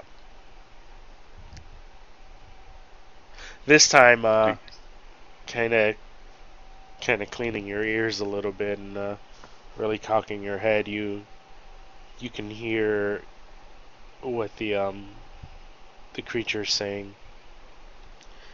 He's saying Jarala won't suspect a thing. One head whispers, she's too busy with the humans.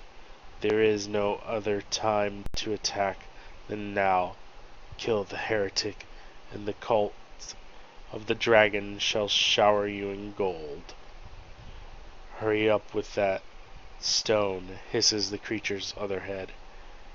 It's not safe here.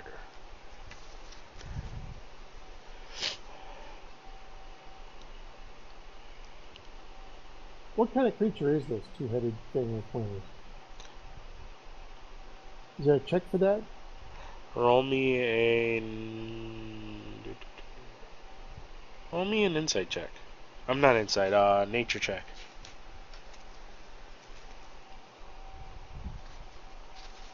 Say, could it possibly be an imp? Darien has actually encountered imps. You can tell it's a winged kobold. A two-headed winged kobold. Yes.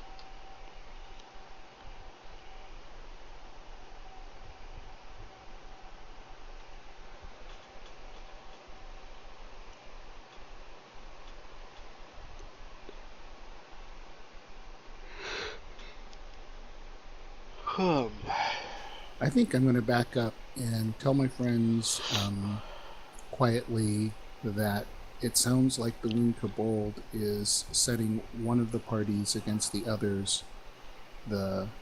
So we may not have to fight these people. They may fight each other without any intervention from us.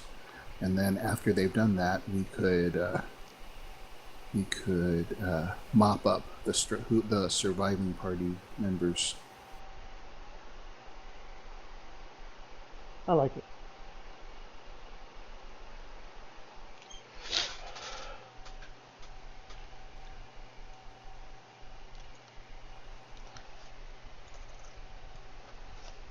Okay, so where were you guys coming down from again?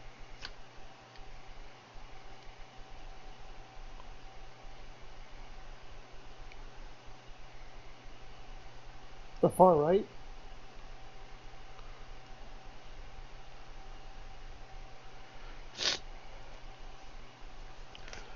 I think we can even jump down a little further right than that. Landing by where that current lone tent is depicted. Isle wants to peek over the edge and see if she can see anybody in the sniper spot, the shoulder of the king. Roll me perception, but roll with disadvantage because it's pretty foggy and the mist coming off the waterfall isn't really helping you that much. Yeah, you can't really. The mist and the fog doesn't let you see anything. Well, that's good enough because that means the sniper won't be able to see us very well either. All right, so we were able to walk around and kind of see what we see now. Roll me a perception check again with a disadvantage.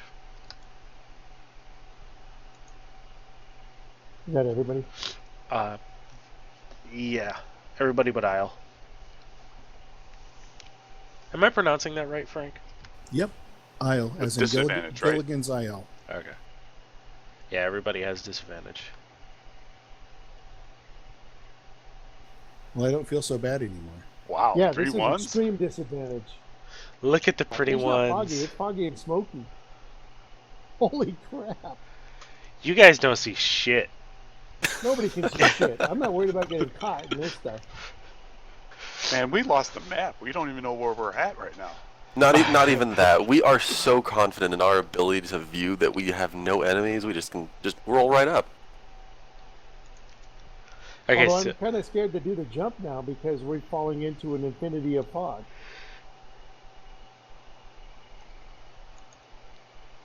But we do have Ashala's map.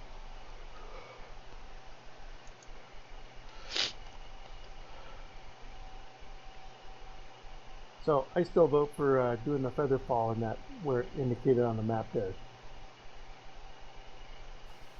Okay. If you guys are ready, I can cast it. I say let's do it. Is the circle an appropriate location to jump down to and from? I think so. Bill's ready.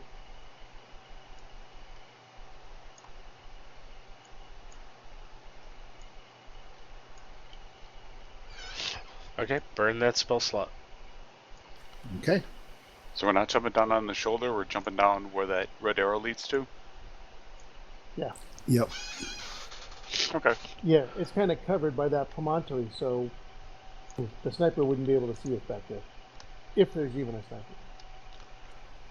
As you guys jump down, a military tent is pitched to the north of the main camp. Outside the tent, a 7-foot tall brute stands vigil. There we go. Which way is he looking? He's looking forward. You guys are following him behind the tent. He's not paying you any attention.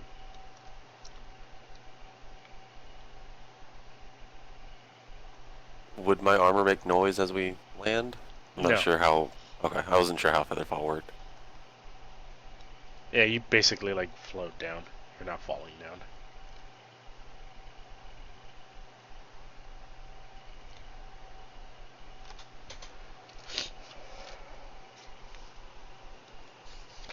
So I whisper to my allies, somebody should stab him. Let's all get him at once. And I hold up my fingers and I count down with 3 fingers up and then 2 fingers and then 1 finger and then I pull on my reed. Hold on. Do you I think hope. maybe I should cast a silence spell and then we get him so he doesn't raise an alarm? If you have silence, let's do it.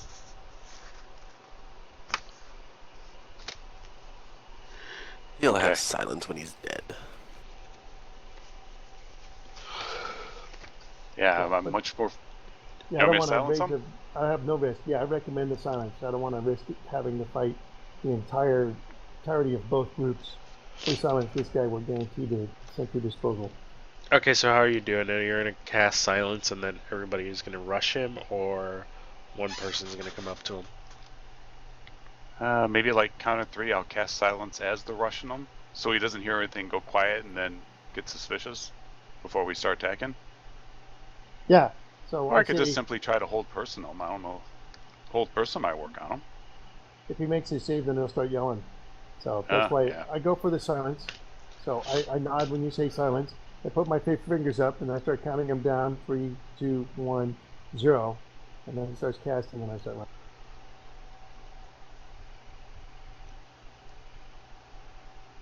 Take us initiative time? Yes.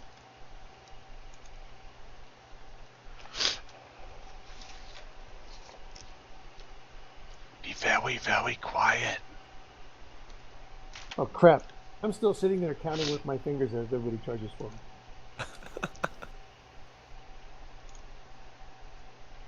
There really is no map, so we're doing Theater of the Mind for this.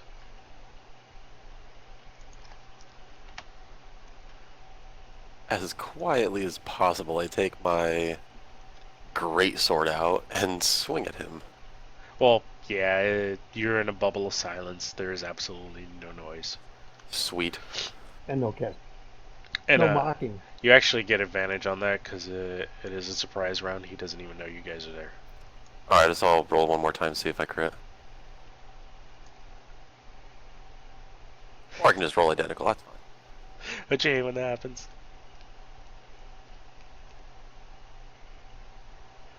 And that is, yeah, it's the end of my turn.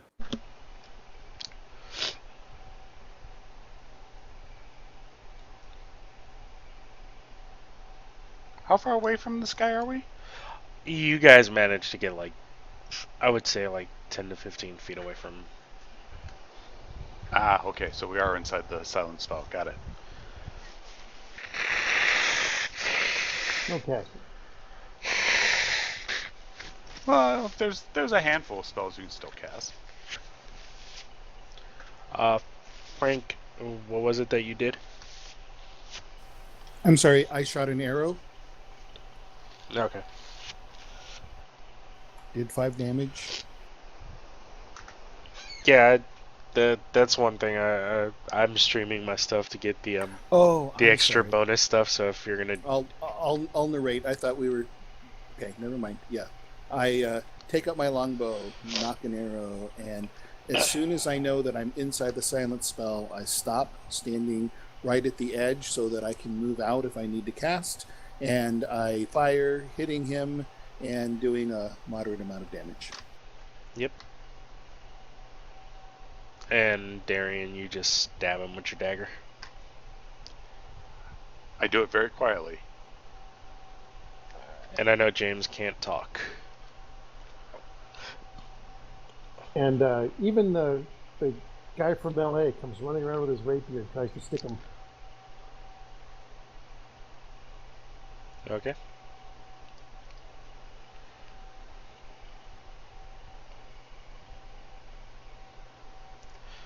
If James follows suit with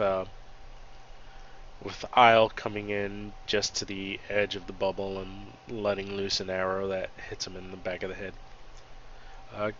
It's your turn, Bill. Shouldn't I be able to drag this little sword onto little Eric? Yes. Should be able to drag it onto him on the combat tracker.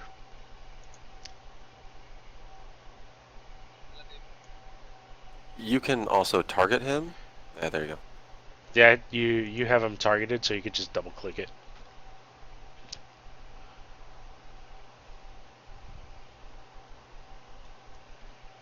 I seem to be in some kind of weird mode. I'm double clicking it. It's not doing that. It's switching to throne and then switching to.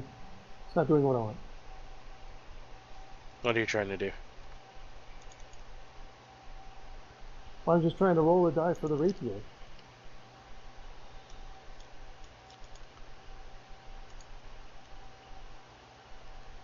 Yeah, don't click the little sword. Click the the box next to it. The plus, the plus 3 or 5, whatever it is next to it. Oh. Yeah, the box with the yellow star.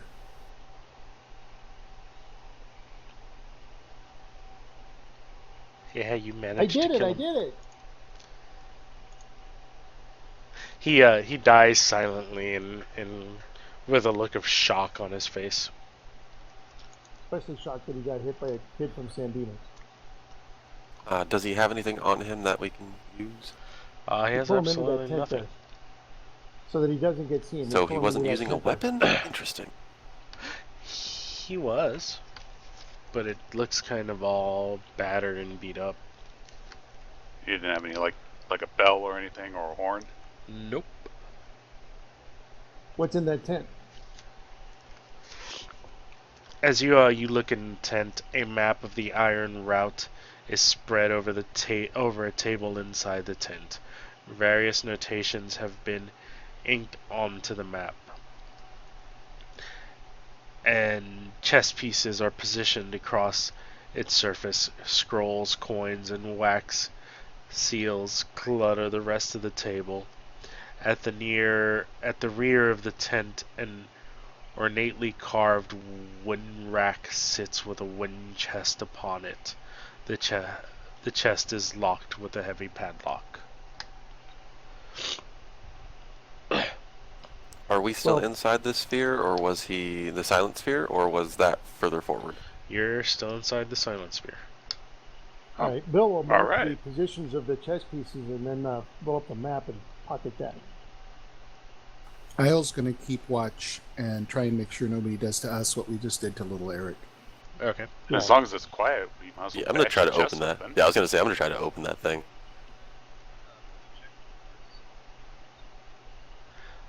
I You are super quiet, James. yeah, I'm gonna. Unable to hear you. I heard him. He said he was gonna check for traps. Go ahead and roll perception. You're rolling regular perception as there is no fog inside the tent.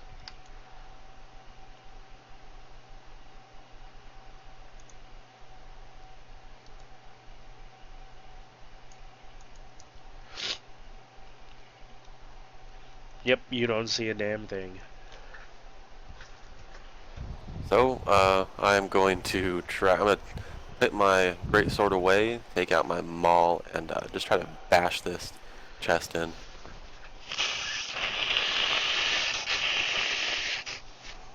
I don't know what you would like me to roll for that.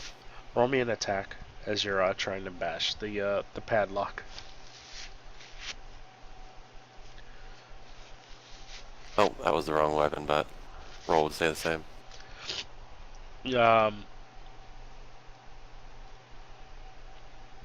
It's kind of a small object, so you miss one of 9.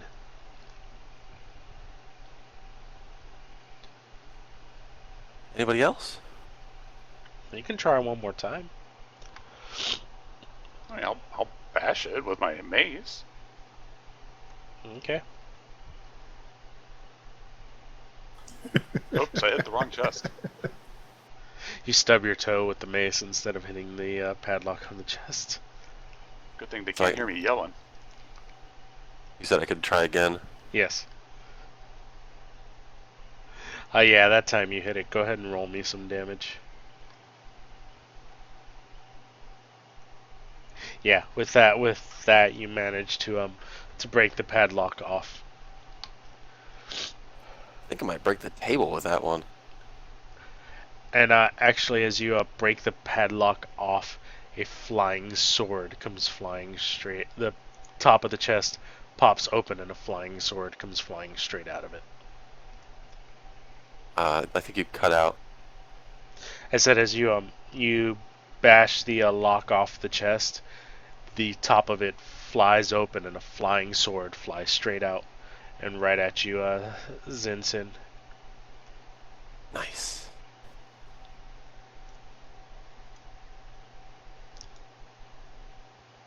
So I'm actually going to need everybody to roll initiative again.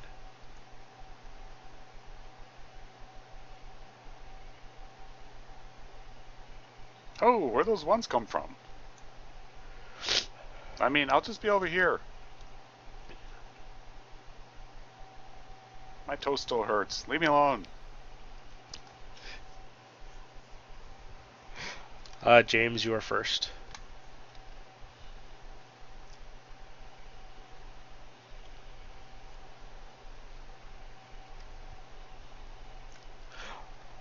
The flying sword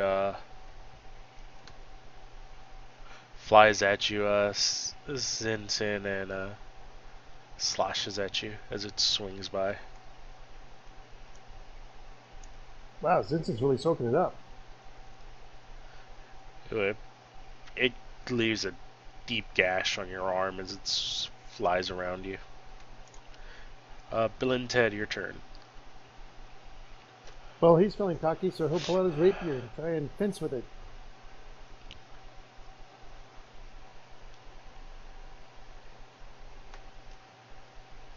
Ooh.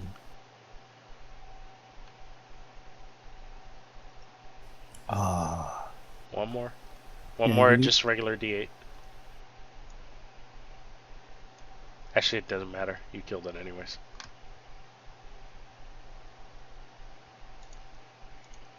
Your fencing skills are mighty, and you manage to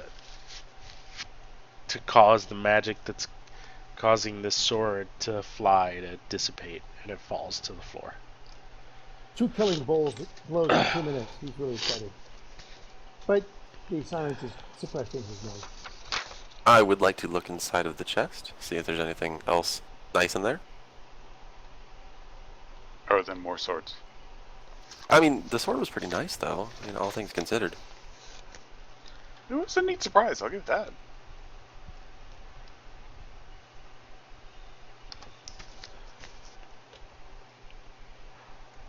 Inside inside the chest, you find 50 gold pieces and loose coins, and an emerald necklace shaped like a heart. Which James instantly realizes that is the heart of Myth Draenor. So he takes that from you. The what of what? The heart of Myth Draenor. The It's a necklace special that we were mission. going to recognize. I say, I take it that's for your mission. Yeah.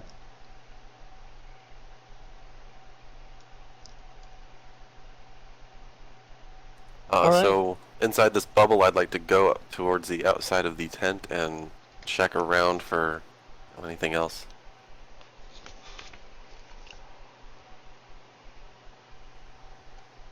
Are we Who at wants- disadvantage in that area as well still? For fog. Yeah. Well, if there's other people around here, that's the big question.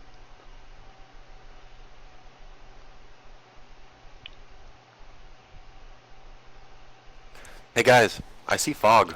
There's a lot of fog. I'm just mouthing this because you guys can't hear me anyways. So Isle will step just outside the silence bubble and see if she can detect other people by hearing rather than by seeing. Okay. Roll me normal perception.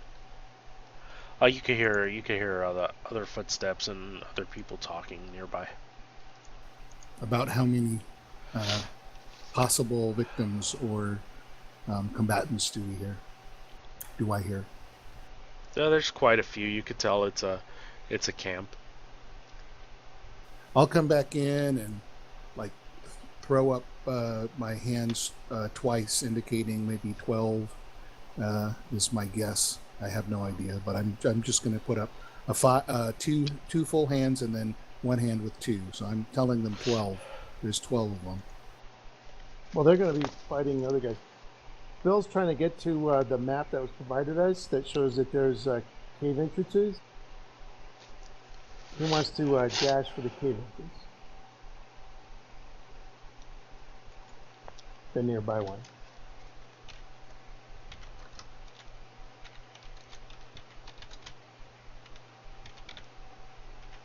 So he starts waving you guys, and and then starts running for the little yellow sign in there to go into the cave.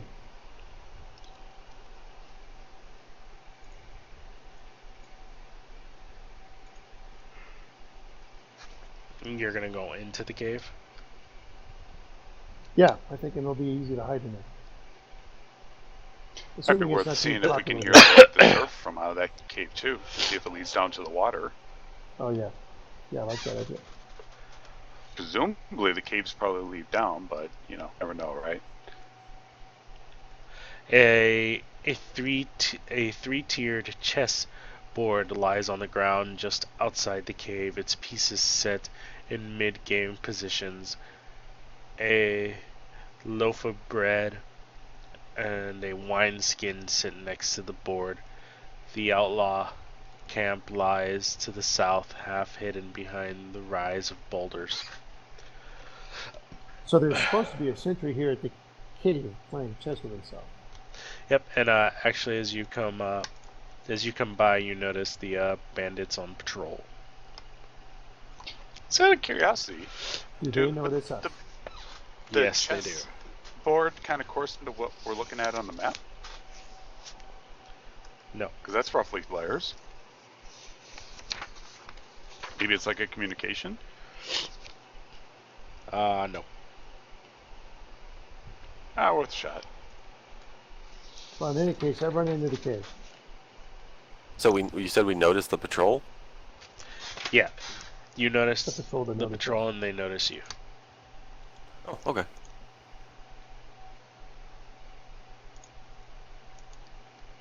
This is while we're inside the cave? No, it says you guys are running up to the cave.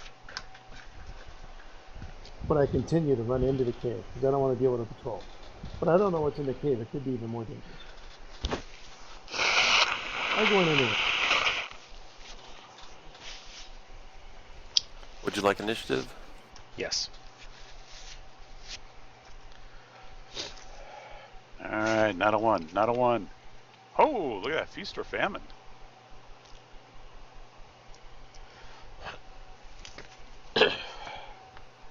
See that, guys? I am first in the second round.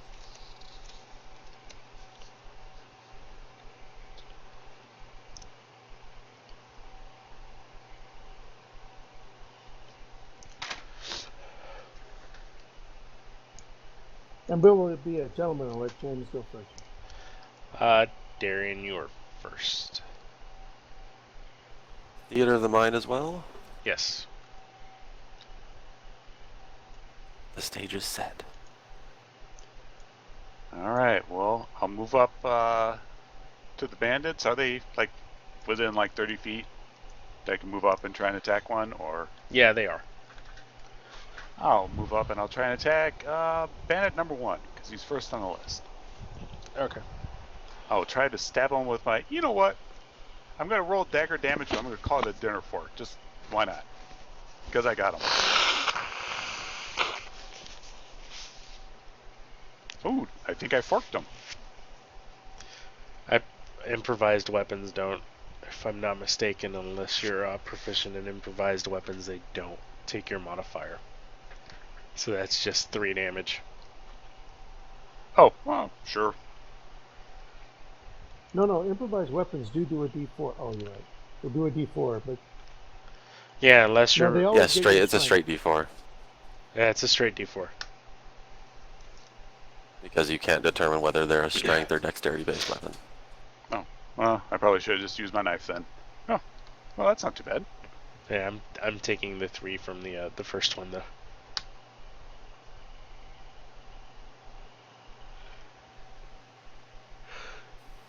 Isle knocks another arrow, targets Bandit 1, and looses her arrow. She hits and does a considerable amount of damage, knocking Bandit 1 flat on his back. Yeah, your arrow lands right between the eyes, causing him to keel over. Bill and Ted. Well, Bill's been handy with his sword of late, but I think he's pushing his luck. So he's going to just mock that guy. Calls out and says, you're going to die like your pal.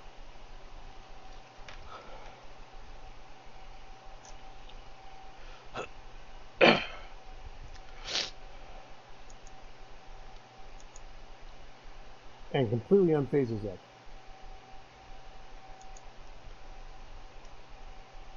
And then he ducks back in the cave because he doesn't want to be targeted. Actually, they're between you and the cave, so if you ran past him to get to the cave, he's going to get an opportunity attack on you. Oh, all right. Well, I guess I'm there. I wasn't going to run all the way past him, so I backpedal a little bit and hide behind a tree. Okay.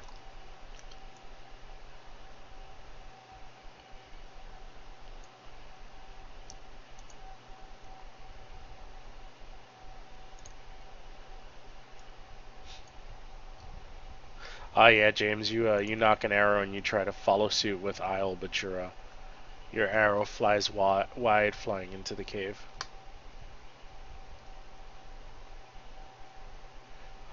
This bandit, actually, Darian, you're pretty close to him, so the bandit walks up to you, Darian, and draws his scimitar and takes a swing at you with it, landing a hit. Jeez, bandits are never happy to see you. But his attack barely scratches you, as you were bolstered with the talk that Bill and Ted gave you. Yeah, let me see if I can hang on to my silence spell. Oh, I lose my silence spell.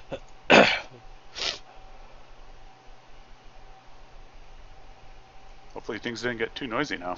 Well, I assumed you dropped concentration once you guys walked away from the tent. I was gonna say, because I don't know how large the silent spell is. Is it movable? It's 20-foot radius. It was actually quieting a big area. Oh, But no not sound could movable. come in or out of it. Yeah, it was quieting the tent and a little bit in front of it and behind it. so Yeah. why hadn't I failed to take my greatsword back out, so I am going to sprint at him and attack him with my maul. Why do I have James on the damn combat tracker twice?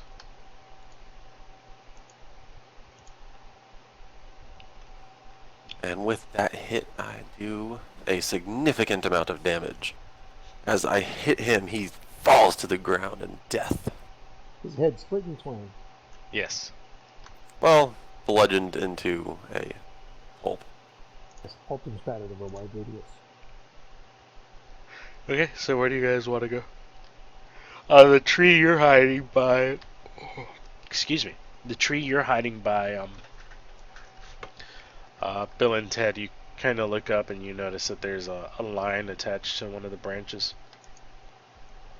Before we go How too much far up is that? further, I put my maul away and take my greatsword out. I'm also kind of thinking maybe we should drag the bodies into the bushes. Or into the tent, because we already have a body in there. That's a good idea too. Yeah, how far up is that line connected to the tree?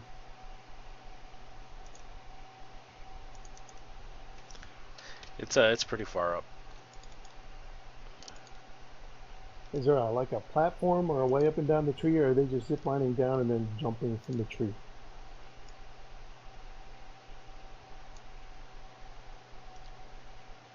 They're just jumping from... They're ziplining and then climbing down the tree. I'll try to climb up there and cut the zip line. Just leave enough of a thread there so it looks like the zip line's still good, but once they put weight on it, it'll snap and dump them into the waterfall. Like cut halfway through it. Yeah, more than halfway. I mean, just so it's just barely holding up.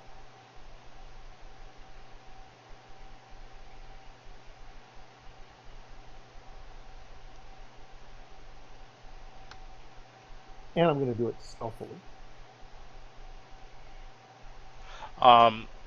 As you yeah, go ahead and roll me a stealth check. It's pathetic. As you stealthily try to climb the tree, you notice over on the other ledge that there's a moon elf standing there.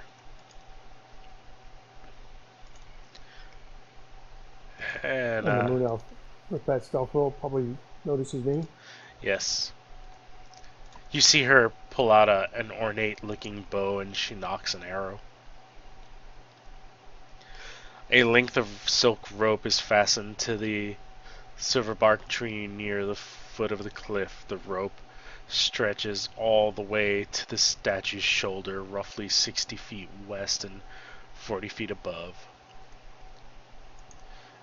Everybody go ahead and roll me initiative.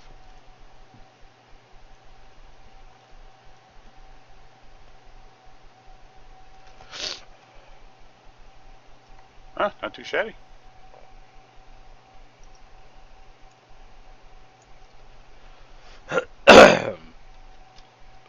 He said she's 60 feet away? No, she's more than 60 feet away. Oh yeah, 60. Nah, she's like 100 feet away. It's 60 feet to the west and 40 feet up.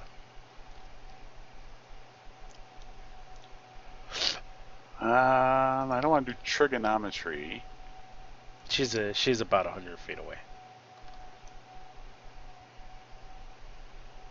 Just trying to figure out which one of my spells actually have that kind of range. You know what? I think I can Guiding Bolt her. We'll try that. Oh, hello. Wowie. No complaints there? Well, alright then. Oh, well, yeah, you sure guided it to death. There. And if someone wants to hit her corpse, it's at advantage. Wow. Although I think we'd have to climb up there first. She annihilated the fuck out of her. Oh, okay. That worked better than I thought. Apparently Guiding Bolt goes directly for livers and kidneys. And Bill continues his plan, climbing up and cutting the rope down to a thread. Okay. I was gonna climb up there, see if I could grab the bow for one of you guys. Yeah, that would be good. That's worth doing. Alright, so I'd like to climb up that rope before he cuts it brutally and see if I can loot the Okay, I'll hold off and let him climb up.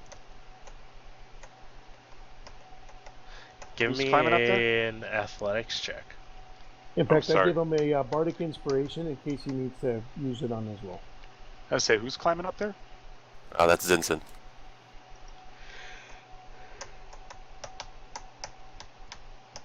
Just in case. You have a D4 that you can roll for that, and you also have bardic inspiration if you want to use it. Okay, I'll add that D4. Yep. I tried to click fast enough.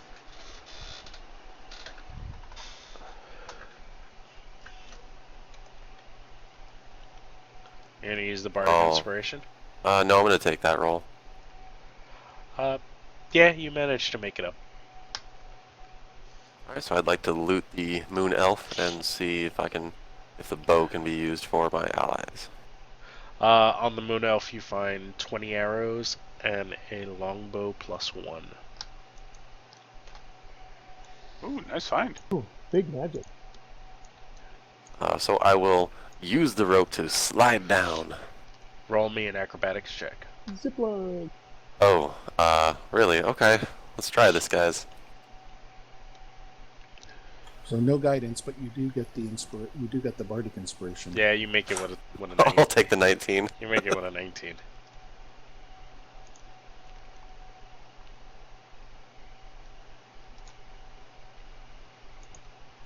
So I guess who would like to? I mean, does the +1 bow require attunement for the +1 portion of it? No.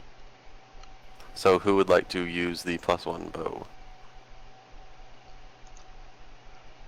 I'm not the only one that uses a longbow, so the person that is spellless maybe should take the longbow.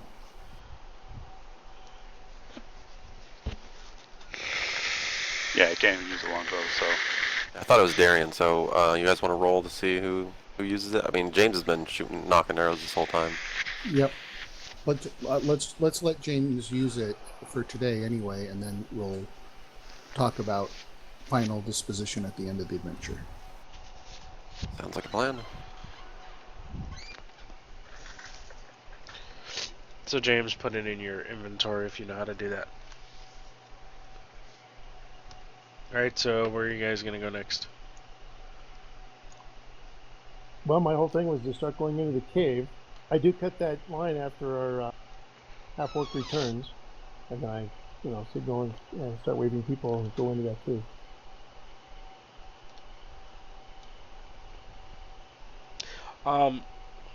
That cave doesn't really lead you anywhere. It just dead ends. I would like to check for hidden walls, false walls, anything like that. Yeah. Oh, actually, no. I take that back. It leads down all the way to the sea cave.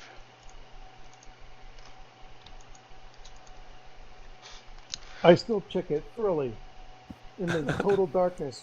I can't see it all in total darkness, so that's the result of my thing.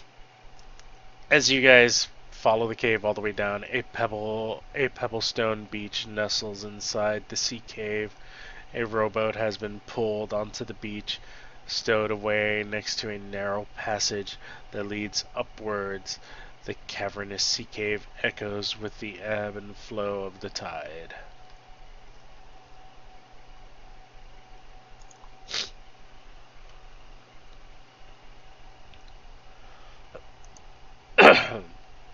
And you can see the boat sitting out there. It's a pretty cool setup. Is there a new map, or are we still minding? You're still mining. Alright. I'd like to do a perception check, see what else I can see, if there's any enemies, traps. Well, I guess we'll check for enemies first. Where's this cave leading to? You said it took us up? No, it took you down to the sea cave next to the boat. Oh, okay. And you can see the boat sitting outside. Should we steal the boat? We just send it away. Yeah, you can't see anything on the boat. We'll see. That might be our escape route later. Well, if the cave that we were at led here, then we're going to have to go back outside and try to find another way into this place.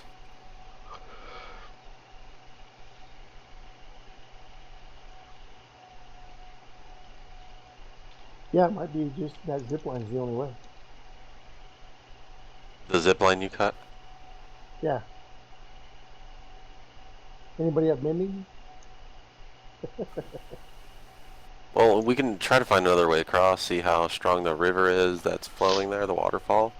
See if we can cross ourselves. Yeah, while I was on the tree cutting the zip line, did I happen to notice the image here shows a little log across the... Yeah, you noticed the log. Alright, so we can try to peer across that log. Let's check that camp out first. We kind of just went to that first tent and stopped there. See if we can look into that camp first. You know what I'm kind of curious about is if we could steal like the steering wheel or like the handle off the keel or something like that from the boat, so no one else can take it but us. Or is that getting a little too gutsy considering our stealth scores? It's just a rowboat. We can That looks like it has sails. We can probably rig the sails, so we'd have to climb up to get it or guiding bolt it down. You're probably going to have to take that rowboat to get out there.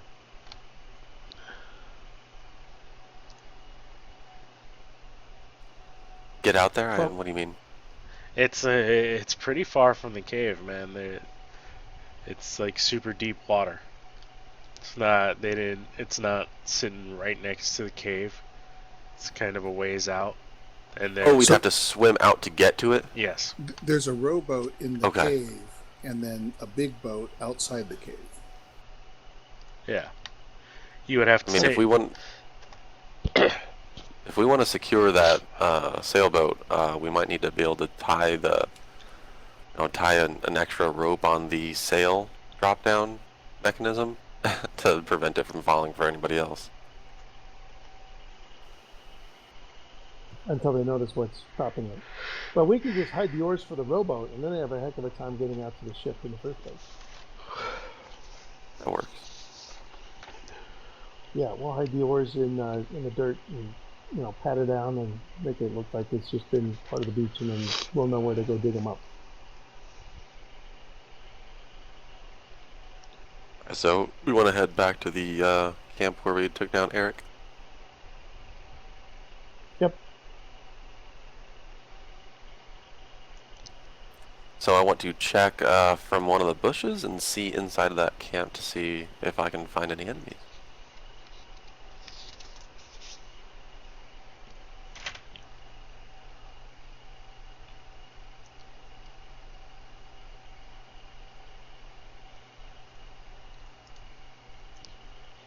Yeah, you see a few people sitting there. A circle of tents is pitched near the cliff edge, partially hidden behind the rocks and scrub brush. brush. Half a dozen gray cloak outlaws mill around the camp, sharpening swords, checking supplies, or practicing archery on straw targets. To the northeast, a lone tent can be glimpsed through the fog. That lone tent was the one that we killed the little Eric, right? Yes. Yeah. A muscled Tashalman woman paces restlessly through the camp, her eyes locked on the statue to the west. As she walks, she angrily swishes an axe back and forth. Hopefully not because some darn adventurers came in and killed a couple of our guys. You know what, guys? Give me a couple of seconds. I'm gonna go use the bathroom and kind of clear my throat a little bit because this cold is starting to get to me. All right, I'm going to take 5 then too. Me as well. Copy. Oh, okay. Yeah, I'll be right back, everybody on Twitch. I'm not feeling all too well, so I gotta take a couple of seconds to clear my throat and stuff. I will be right back.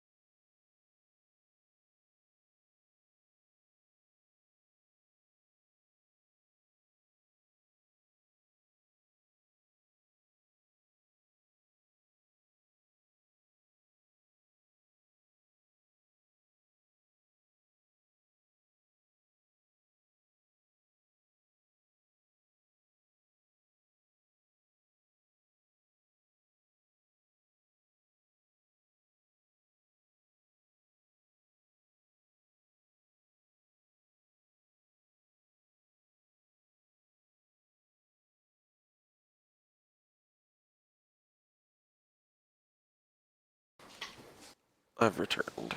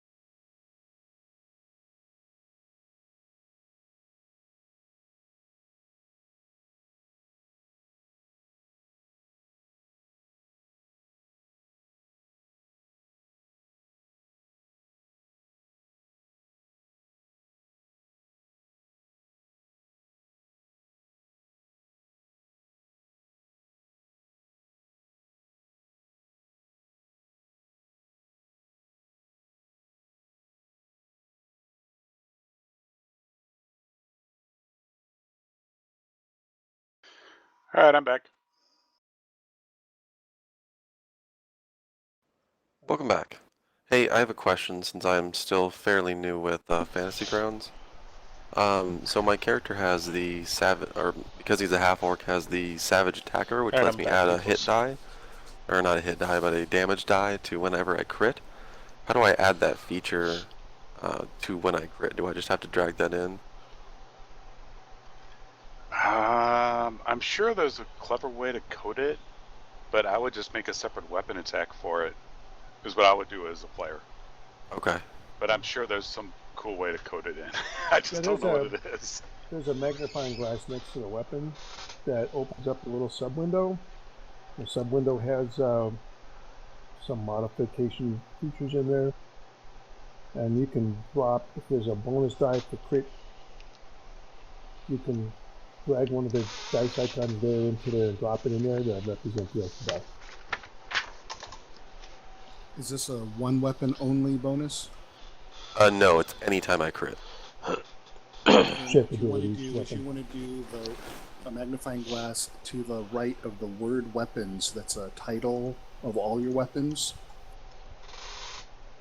And then in that the thing that opens, it says extra crit dice. And just add one. One for melee, one for ranged, or both. One for both of them. And then if you crit on a 19, you change that, and so forth. Oh yeah, I do crit on 19. I was hoping that would change it automatically, but I will change that. Thank you.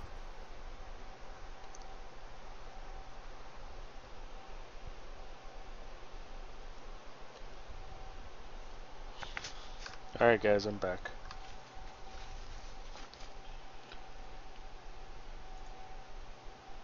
I think everybody's here. Welcome back. If you're not here, say you're not here. Those are the enemies that you see walking around the tents.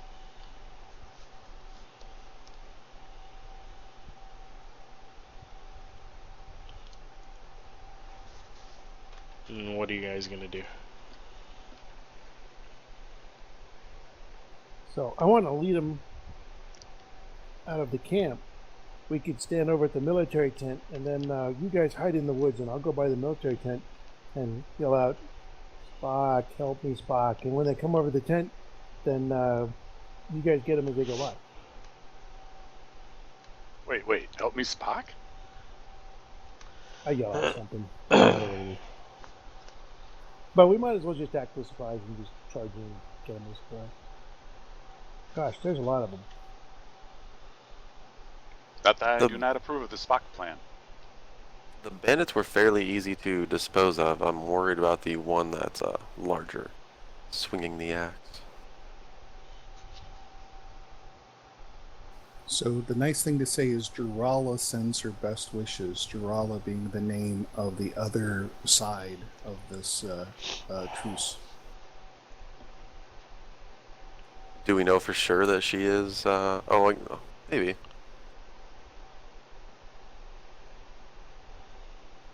Sorry, I was trying to think of if they might be on the side of Durala.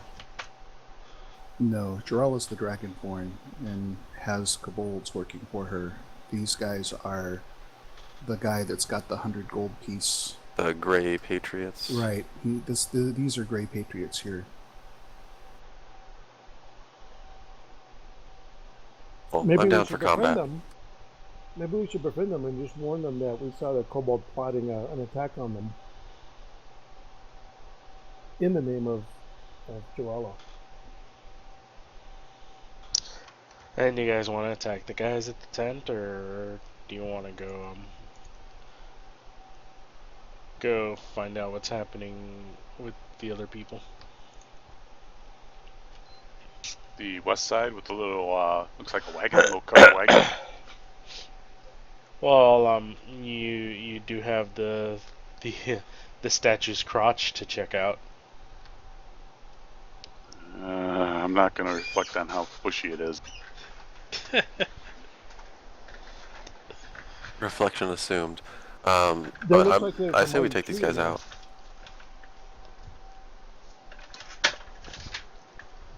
All right, they might be fine allies against the dragon forces coming. We don't know when the truce was set for, so we have no idea what's gone down, what's going to go down. Except that we know that the two-headed kobold is plotting an attack. You know what we could do is we can go to the other side, capture one of them, steal one of their weapons, and then bury it into that Eric dude's body and leave it out in the middle of the camp. Oh, So we little can Eric. frame the other side for murdering them. Well, all we have to do is use his blood and write Durala was here.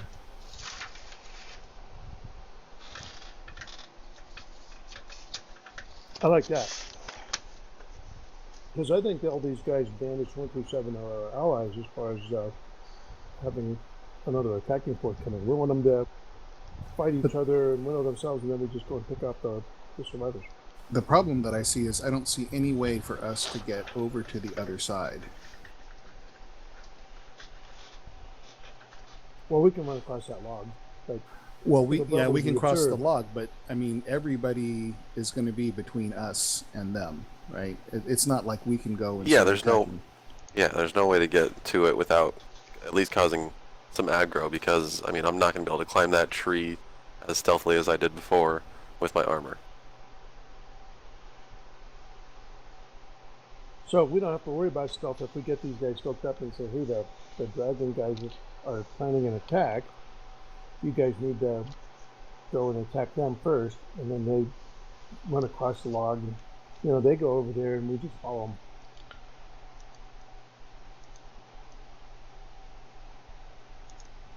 I'm not very persuasive, so that one's up to you guys. Bill would have to be Sounds our like a job for persuader. the bard. Yep, that's my thing. So I have to get her attention first, in a friendly way. But I'll give it a try.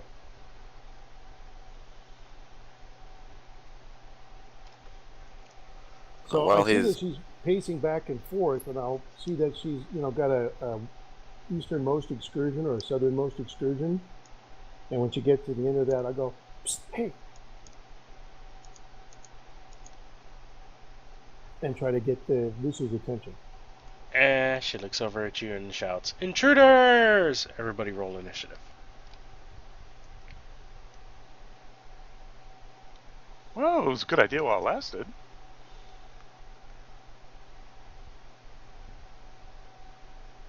Eek.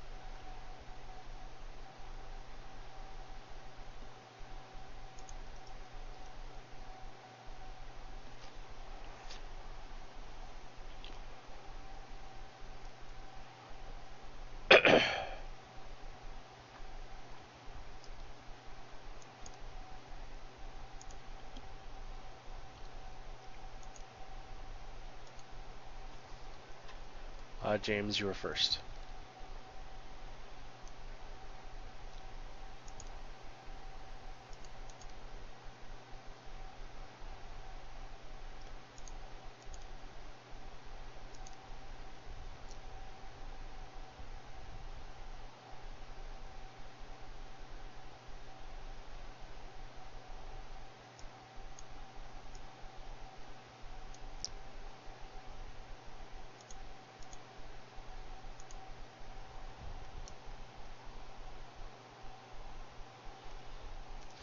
Yeah, your arrow flies extremely wide. Bill, it is your turn. And I've got the attention of the star of the show. I'm really excited about that. I'll be right back. My dogs are howling. What I'm going to do is I'm going to try to cast sleep on some of the regular bandits and then run. But I've never cast sleep before. How do I target? How many bandits can I get in one sleep? You don't target anybody. You target an area, and you roll the I think it's like 5d8. But we don't have a battle round. Huh? You just roll your dice and let the DM figure out who goes to sleep.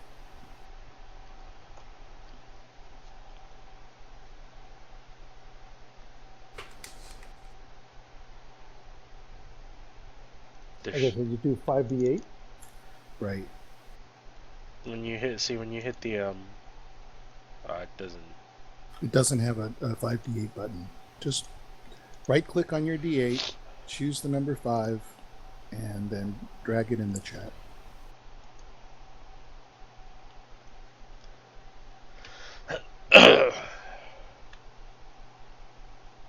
You only managed Wow, to that put was awesome. You only managed to put one bandit to sleep. And then I run.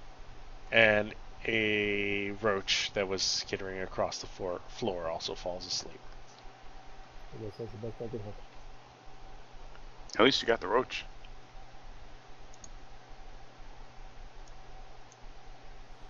It could be a were-roach, so you never know. Or maybe it it's marijuana and Bill could smoke it. Yeah. Before I run off, I give a bardic inspiration die to the half-orc. The first bandit watching you run away shoots at you with his light crossbow.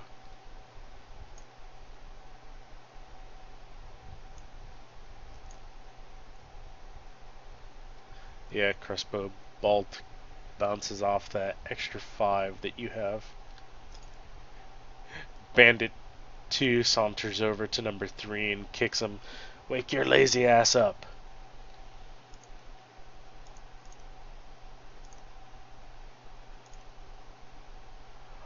3 stands up from the floor and takes aim with his crossbow, firing at Darian. Hey, what'd I do? And he will miss. Damn right. 4 also takes a shot at you, Bill and Ted, and misses. I ran through some trees.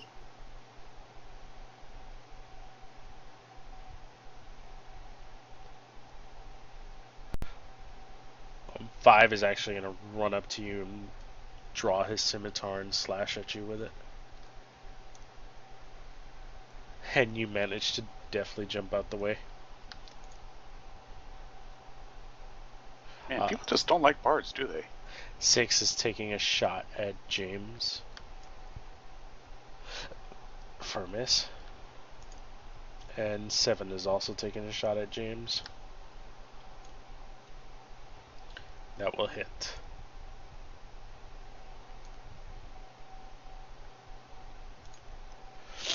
Isle, it is your turn. If I were to try and cast a thunder wave, how many would I be able to target?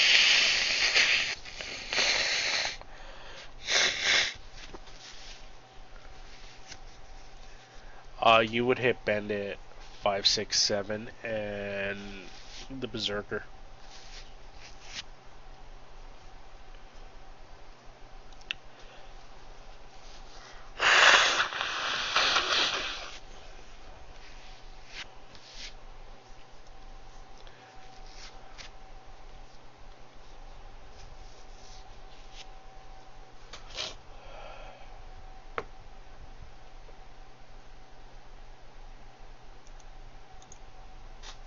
I'm going to take out my great sword and sprint at the Berserker, as long as I don't think I'm going to give opportunity to anybody.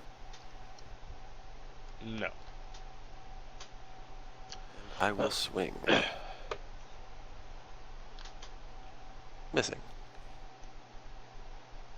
Yeah, she blocks that with her great axe as you swing, and then she recklessly swings at you with her great axe.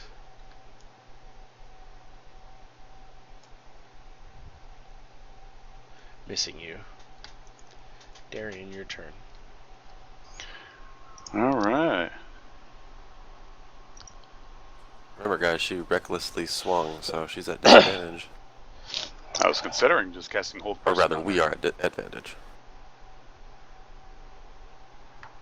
Yeah, you know, Hold Person on the Berserker sounds like just a fun thing to do. Alright, let's see if I can hold Berserker. Oh, she got a 15. Oh, okay. Alright. Oh. How far away am I, relatively speaking? You're about 40 feet from everybody. I'll advance forward 30 feet then, drawing my knife, just so more of these bandits don't run past me and try and stab our poor bard some more.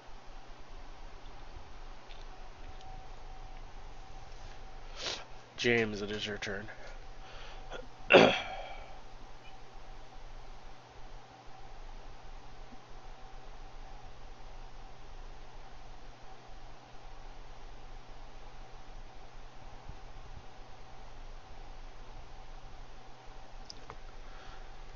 Bill and Ted, it is your turn. All right, well, I think I'm reduced to just doing vicious mockery, so I'll try and impede the Berserker.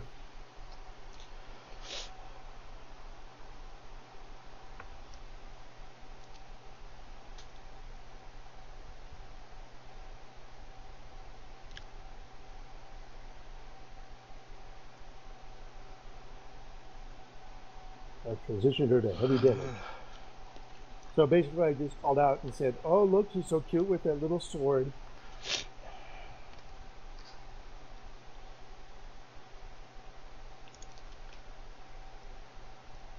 Game again, the same thing. The bandits shoot at you guys with their crossbows.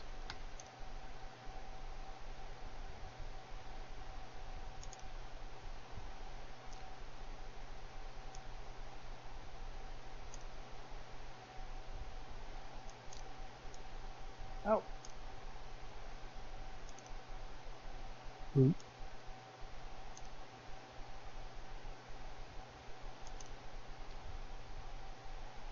I forgot, which one did I say ran up to you?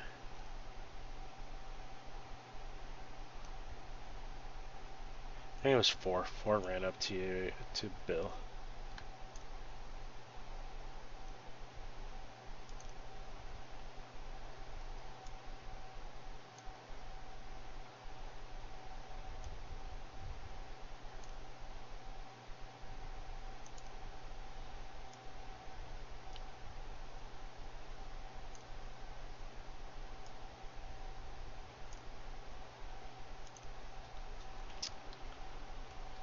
Isle, it is your turn. I will remind our cleric that our James is not many of hit points, and I will target Bandit 7 with my longbow. Our poor James got shot. Indeed. And I will retreat once again.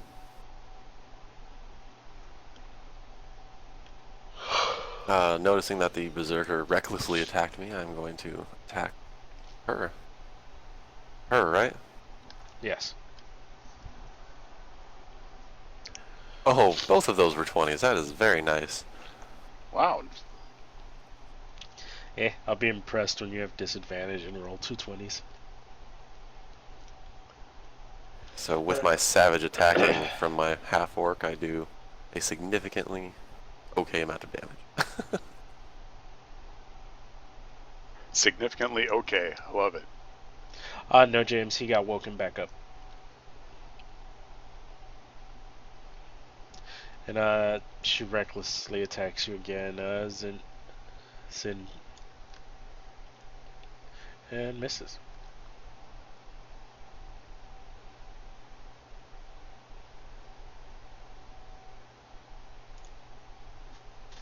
Darian, your turn. Yeah. How far away is this berserker from me? I moved forward 30 feet, so I should be about 10 feet away from the rest of the bandits. Is she kind of in with them, or? No, she's 20 feet away because she got pushed back by the thunder wave. Well, maybe I'll stay where I'm at. And if I could find my darn spell, I'm going to try and hit her with the Sacred Flame. Oh, I got her. I'll do a little damage to her. Let me switch targets here. Oops.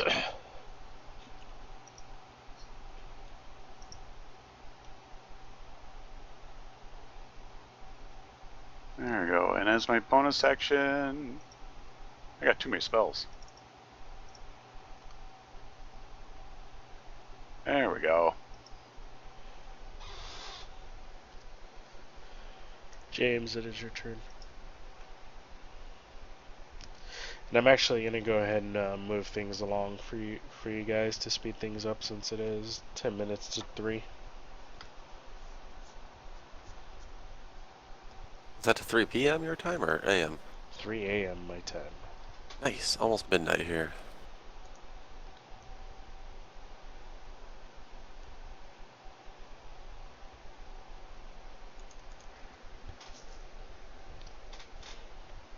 And you know what? I'm sure you guys are gonna do enough damage in one or two hits to end up killing all these bandits. So unless you guys actually want to fight them, I will hand wave the rest of this battle.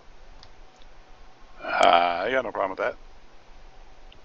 No problem here. Yeah, I'm okay with that. I was in danger. 4 ran up to me, although I was going to sleep on.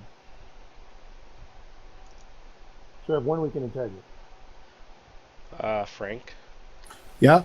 you got a problem with me hand waving the rest of the bandits? No. Although I want one of them to run and tell the people in the middle that Dalera has come to attack them and they've snuck behind their lines and they've been betrayed. I want one of them to get away.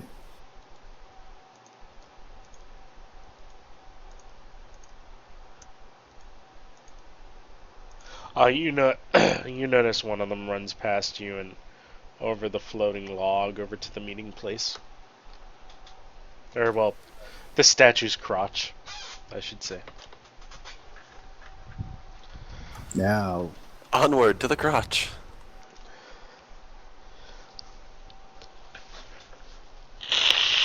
Man, I'm so keep quiet on all this.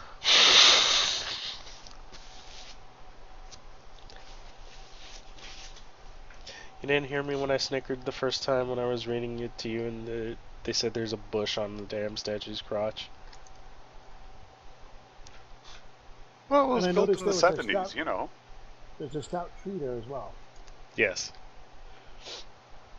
Thick shrubs grow over the statue's lap. The king's ruined forearm rests on his thighs, forming two platforms high above ground level. Sea fog swirls over the statue, and the roar of the waterfalls is deafening. A grim warrior in plate armor stands on the eastern arm. On the arm opposite a red-scaled dragonborn woman faces him. Everybody go ahead and give me a stealth check. Stealth check. Jesus Christ. Oh, this might not be good.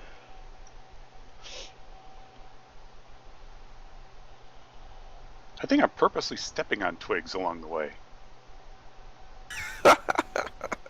Luckily, Zinsen's drowning me out.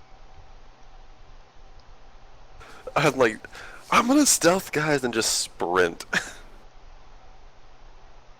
I think this should all be visual because the sound of the waterfall is going to drown out any twig snapping that's going on. So Oh, we shouldn't have armor shined shaking. our armor. Yeah. I'm gonna say you guys are fine.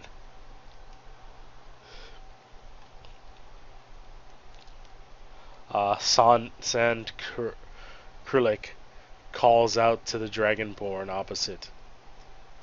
I know which wagons are fat with riches, Jarala. You leave the east to me, and I'll give you a cut of the best meat. Scraps from your table, more like it, the sorcerer snarls. Why should I pay for what my claws can tear freely?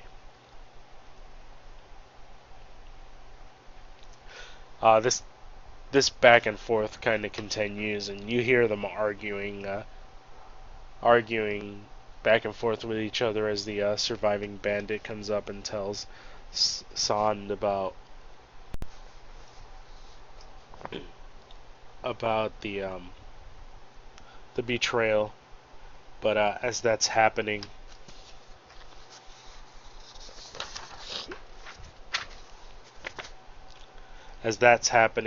the howls of wolves echo from the woods around King's Pyre.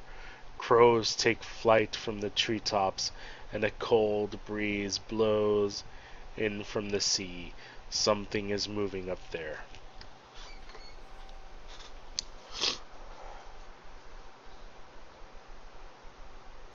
This is not like literally up from where we're at. Yep, it's at the top. Like where you guys originally came from. And at this point, most of the fog has lifted, so it's not really foggy anymore, and you can see pretty well. A dark figure emerges from the cover, its skin wet with pitch. It wears an iron helmet hammered into the shape of a dragon skull and wields a rusty axe. Tusks rise from its pig-like jaw, For the scaled lords, it snarls and leaps forward.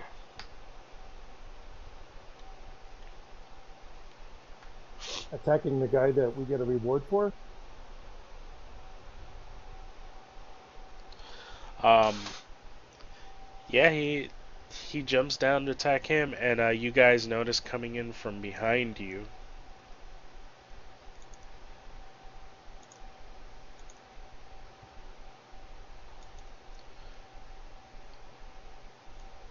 Once I found the encounter, give me a second.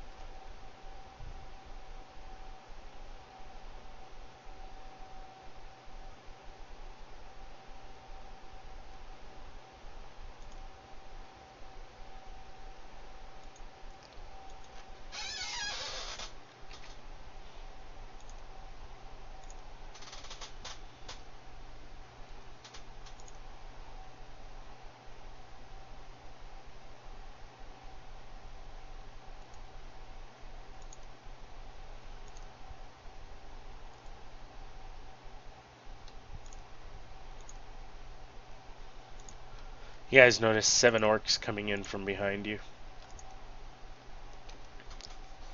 Would they be coming in from behind us if we kind of modified the encounter by coming in from the other end? Well, no, just one figure leaped down to land over by the other guy. These guys came in from behind you. They climbed down the cliff side on this side. Basically the same side you guys came in from, and didn't really encounter any resistance.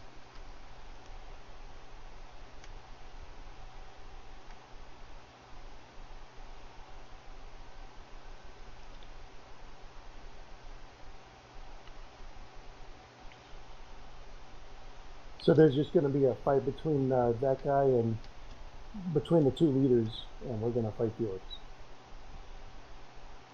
I like those odds a little better. Yeah, kinda.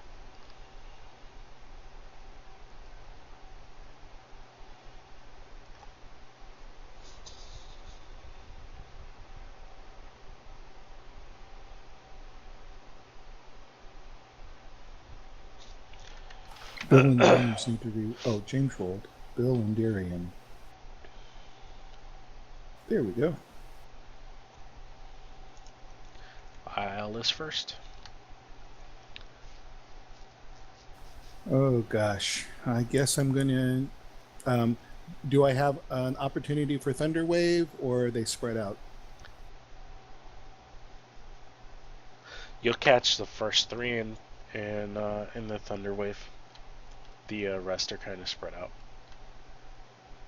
Well, 3 seems good enough. I'll use a first level Thunder Wave on these guys.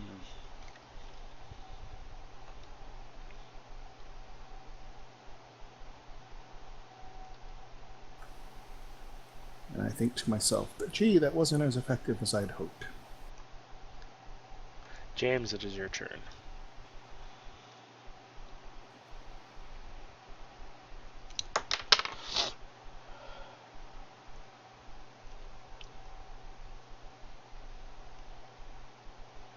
Oh yeah, your bow hits Orc 1 right between the eyes, causing him to fall over dead. Bill and Ted, your turn. Bill gets just some cover. Well, first he mocks the one that fell down. Goes, you fell down, and then he goes for some cover.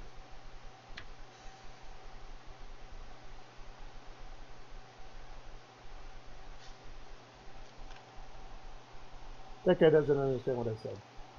Yeah, he doesn't You speak should have common. told the joke in Orcish. Yeah. I guess I also noticed that Zinsin is hurt. So I'll do a healing word on him. How in the world do I have -3 temporary hit points? Yeah, I don't get that either. No idea. Yeah, and actually, I think I'm going to leave the healing for the cleric to do. I'm going to save my spell slot. I say, yeah, don't waste it. I can do second wind. Right, yeah. So I just hide. And then Zinsen, your turn. Well, I don't want to sully my attack because of somebody else doing damage to it. So I target Orc 4. And they're within. I can run to their range, right? You're gonna probably provoke on Orc 3. Well then, can I get to 2 without provoking? Yes. All right, so I run up to Orc 2 and swing my greatsword.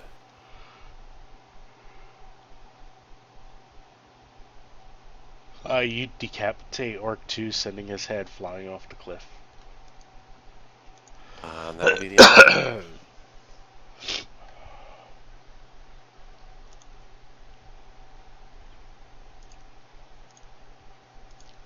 Darian, your turn. Yep. Debating if I should use my last second level spell slot for a big spell on everybody.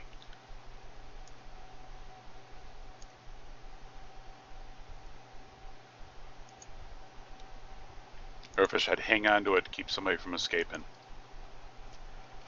I think we got this. I think so too. Why not? I'll pull my dagger, move up, and I'll try to attack Orc number 3. He's still prone. Okay. Well, I like if he's prone. So that means Is he actually prone? Yep, because he got hit by the thunder wave. And failed to Oh, save. he got knocked over. Yeah. So hit the advantage button. You're gonna kill him. Hey, there we He go. only had 1 hit point. That's why I was hoping to mock him to death. Or It's always so satisfying to vicious mockery people to death, isn't it? It is yes. one of my favorites. I did a whole dragon in a fight. Orc 4 comes up, running up to you, Darian, and swings his great axe at you. Ooh, they're angry. Oh man, Orc 4 did I totally fall for the two smashes laces you. are untied joke? Yes. Look, Oh, an he got eagle. me good. 5 kind of hangs back and throws a javelin over at Zinsin. Which Zinsin just watches sail over his head.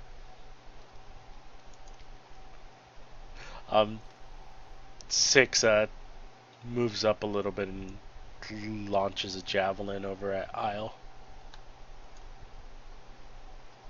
Which she jumps out of the way and watches it land in the ground next to her.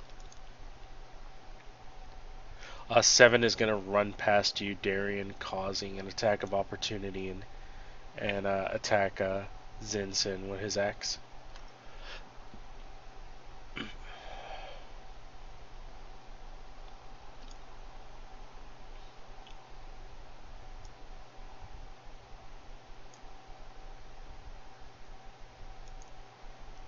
Isle, you were up. Somebody threw a javelin at me. That's not very nice. I take my longbow, knock it, and fire at Orc 6. Okay.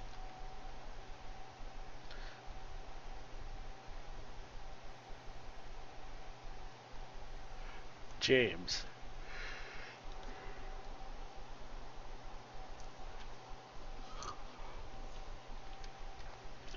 Bill and Ted.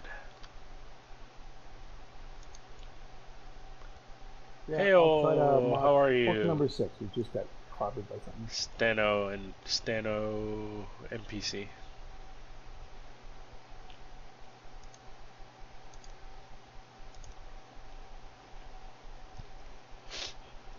I saw him throw the javelin really wide, and I said, well, it's all in the wrist, dude. As you insult him, you notice a tear coming down his eye, and some blood beginning to leak from his ears.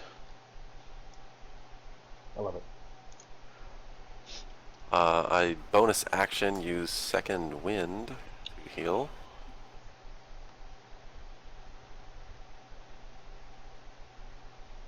Hey, I added that right. I'm actually pretty happy. So who can I attack without getting opportunity?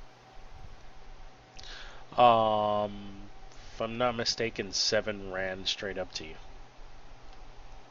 Yep. How did I get moved right into the middle of all this? You didn't. He ran up to you.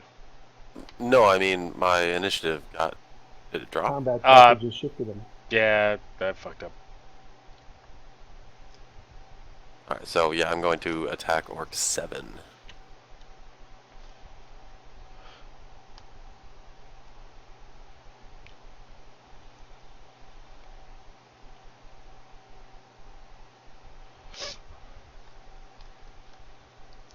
Yeah, you.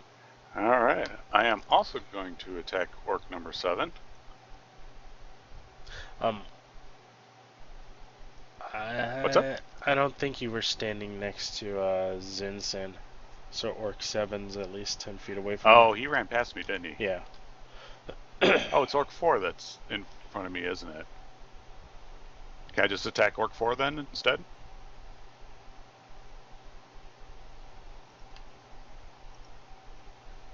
Yeah.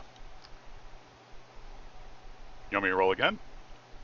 No. Just roll the damage. I'll take that as a hit on 4.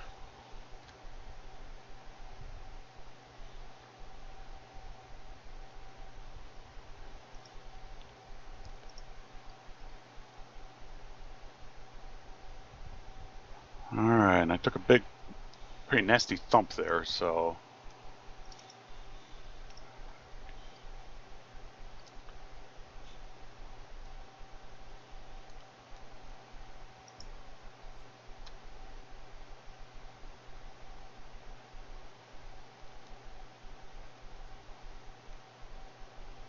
Five is gonna stay next to you, Darian, and swing at you with his axe. And miss. 6 is still throwing javelins. This time he throws one at Bill and Ted. And misses wide. 7 is still standing next to you, Zinsen, so he swings his great axe at you. For a miss. And 4 will also swing his great axe at you, Darian. For a hit.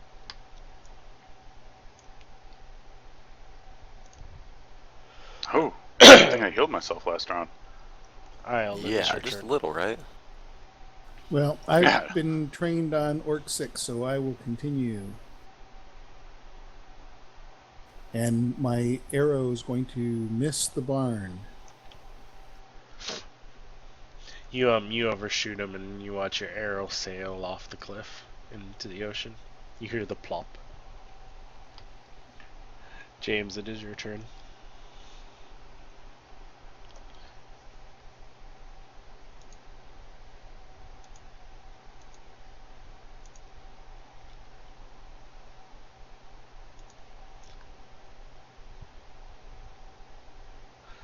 Yeah, James, you follow suit with Isle, and your arrow lands true right between the orc's eyes, killing him. Bill and Ted, your turn. I'll mock Orc 7, although he's doing pretty well for himself, but I'll still tell him, he's ugly, and for a second opinion, he's crazy too.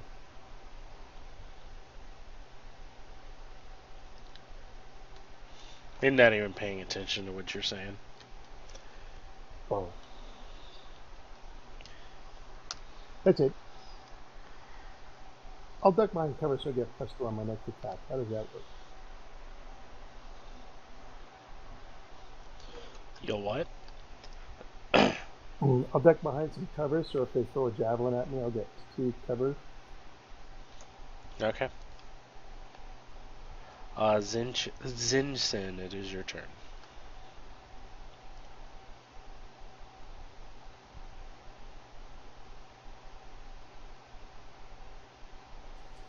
Sorry, what are we waiting on? User in your channel timed out. User entered your channel. Sorry guys, I guess my internet popped in and out. Yep. Yeah, that was weird. Yeah, I just failed to mock number 7, but he's standing right next to you.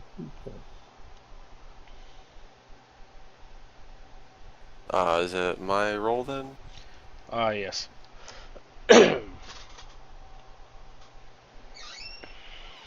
Alright, guess I will continue to attack Orc 7. You kill him. And then I will action surge and run to the closest one to me. Does that work for? Yes. And then I will swing my weapon at him. Ooh. All right. Wow. He's dead. That's a lot of dice. Yep, that's the half-orc, man. And that will definitely end my turn. Say, Orc 5 is actually a little bit away from me, isn't he? Yes. I will call on Selune to smite him with Holy Flame. I think I'm doing some smiting. Well, I smited him a little. It was a warning smite. You're Yeah, no, more like you're a no flick of the paladin. 5 is gonna run up to you, Darian, after listening to your prayer to Selune and try to hit you with his axe. He's not intimidated by that 1 point of damage I did to him? Nope. It looks like he was encouraged. I think I heard him mutter, ouchie. No, that was me. Isle, your turn. Isle says, Orc 5, you will soon no longer be alive. Even if I miss you, my friends will finish you off.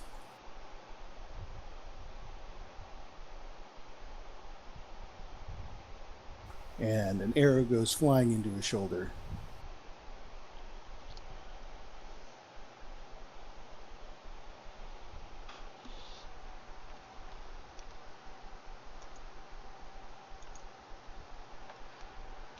And James ends up finishing him off with an arrow right in the heart. I still mock him because he got fell by a special. So what happened to the other two guys fighting? Actually, as you guys look over to the statue's crotch, you notice that those two guys are fighting a bigger, badder-looking orc, and they're actually taking a beating. Badder looking than me, really? Yeah, he's like a real orc instead of you. You're just a half orc. Oh, ouch, that hurts so much. Not half of anything. Although I've heard the ladies say he's all man. They seem to be a little worse for wear as they have to contend with the bigger orc and 4 normal orcs plus the warg. How do we get in on that action? As you guys Or do we- come running across to help so you can collect on the bounties, go ahead and roll me initiative.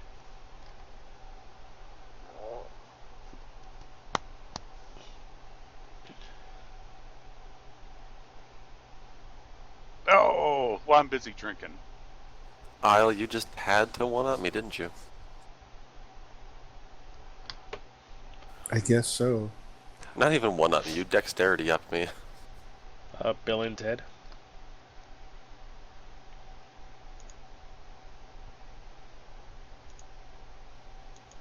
Yeah, I wonder why that was there. I'll just be back here keeping an eye on things. Bill and Ted is first. And there's an Orog. Yep. I'll call out to the Orog saying, "Huh, you haven't even killed him yet. How long have you been fighting? What an idiot."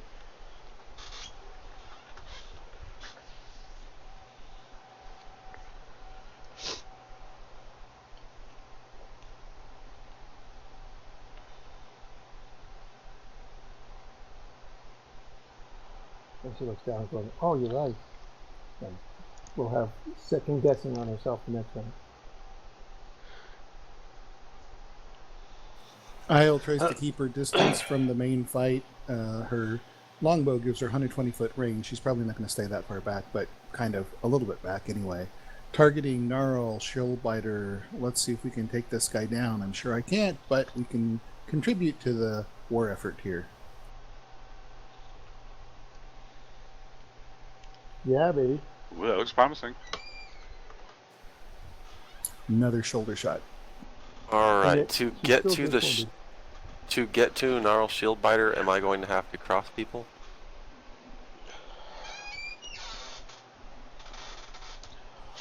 Euler? Yeah, you're probably gonna end up having to cross the warg. Alright, I will attack the warg then. Okay.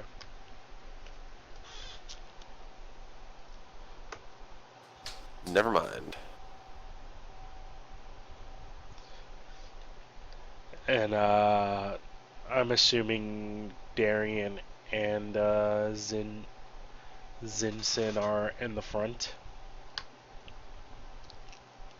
Yeah, I just started could running be. in about to attack the warg and missed horrendously. Okay, so Gnarly runs past both of you, heading towards Bill and Ted. Kinda upset at what he said to her. So both of you get opportunity attacks It on was her. very deep.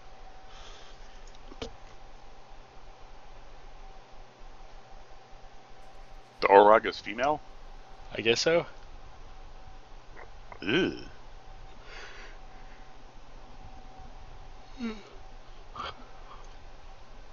They are moving with such a pace that I just totally miss.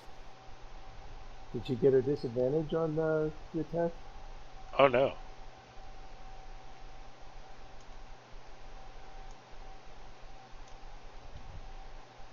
Yeah, would have Oh hit shoot, I anyways. could have just cast Hold Person at her while she ran by, couldn't I?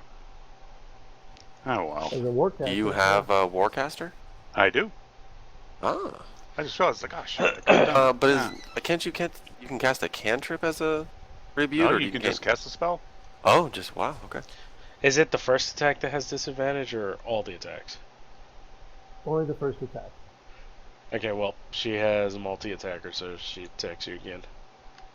Stop that. Ah hell. And she missed.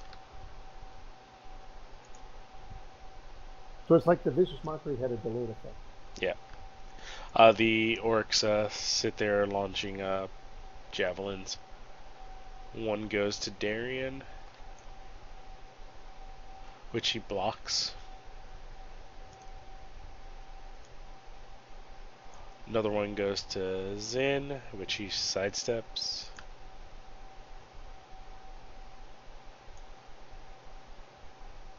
One goes to Isle, which hits. Actually, no, you're out of his range, so that should be with disadvantage. And it misses. Orc 4 comes to stand over next to the warg and attacks you, Zin. For a hit. Right on the armor.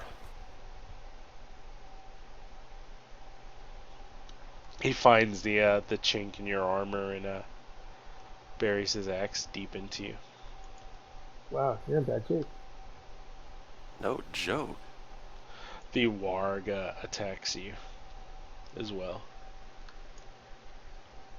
but you manage to bat it back down, and it misses you. James, your turn.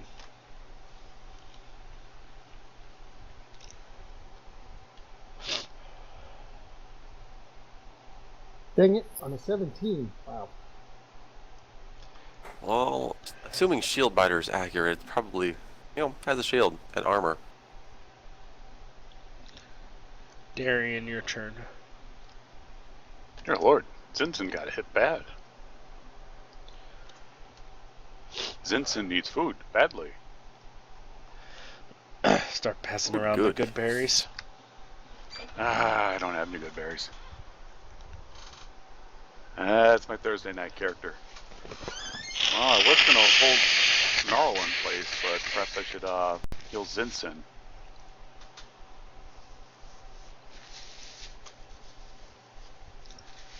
Alright, well, I can at least zap Gnarl from, the other side of the battlefield. Yes, Saluna, here's my prayers. She did not.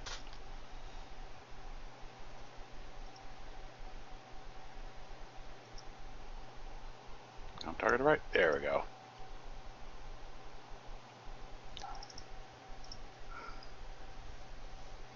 That should help a little bit. Indeed.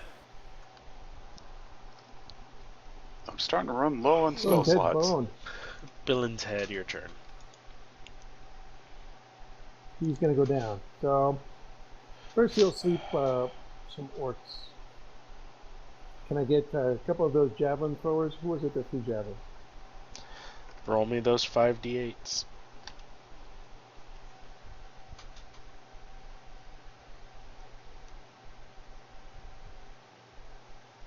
That was a lot.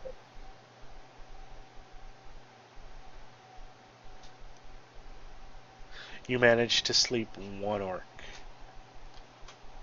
Okay. And I'll cast stuff. So that's it. I brandish my weapon menacingly as that last act of defiance for the big lady smashing him.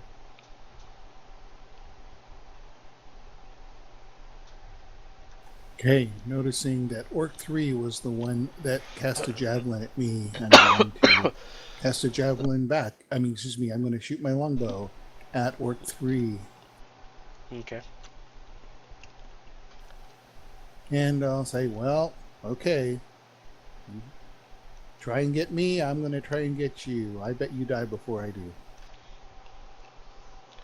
Alright, so Warg is next to me, and also Orc 4.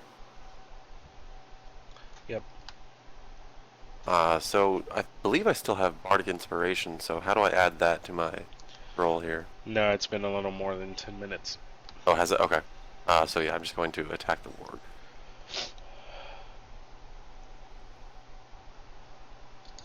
I forgot to give it to my Bardic Inspiration before I went down.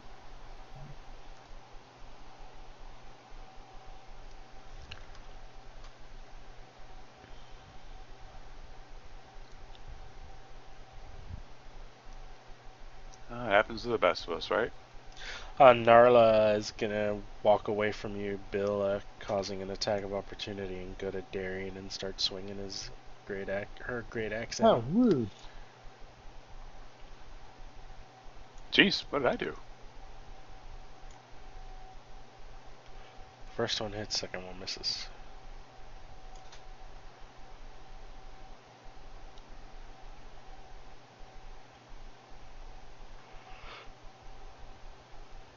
Wow. Well, old Bill laid into her for that little insult.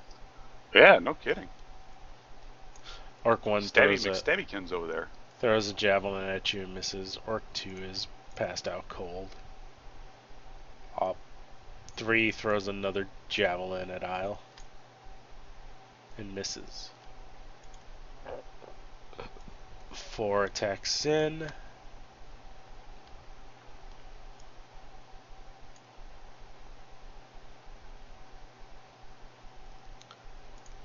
Ow! And Warg tries to bite you. And misses. James.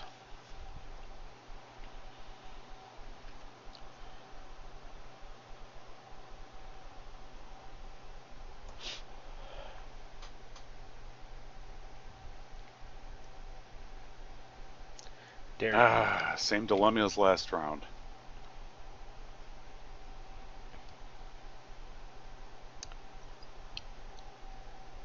Well, I had intended to try and paralyze Gnarl, but yeah, don't want Zen to go down again.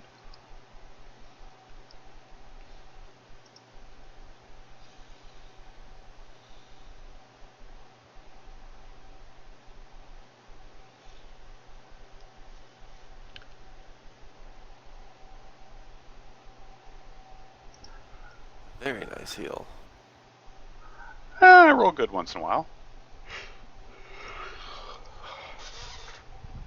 Alright, let me see if I can at least go prison shank on this guy. Or this girl. Hard to tell, she has an Orog and all. Oh, okay. Yeah, she bats your attack away with a wave of her hand. Bill and Ted. Apparently she's been in prison. All right, well, Bill and Ted's going to continue to rouse her ire and mock her again, say, ha, you walk away from me, you get stabbed good.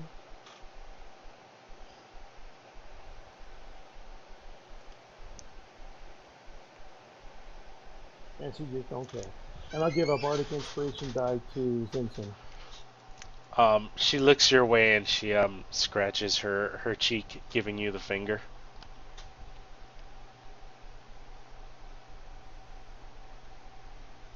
So now Zinson has that Bardic Inspiration die. Yep. I have one left. Alrighty. So I miss Orc 3. We seem to not be doing very much damage to each other. No, not at all. Zinson, your turn. So I'm going to use that Bardic Inspiration. But you don't have to decide to use it until after you attack. I thought you had to know if it... I thought you couldn't know if it hit or not. Now you get to roll the die, and then if you see if it's a middling number, you can say, I'm going to add a d6 to it. But if you roll like a 20 or a 1, you don't have to Say that the problem with that is Fantasy Grounds tells you if it misses or not. So. Oh, I see. So that's kind of why he's calling it beforehand.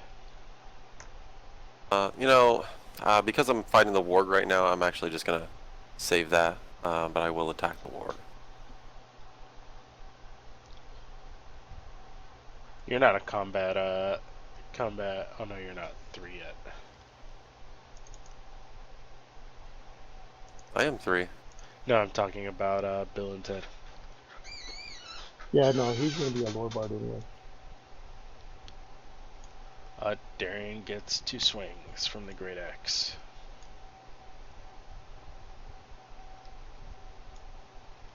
And same as last time, you're able to defend yourself from 1, but one of them does hit you. Still alive. Orc 1 crits you with his javelin.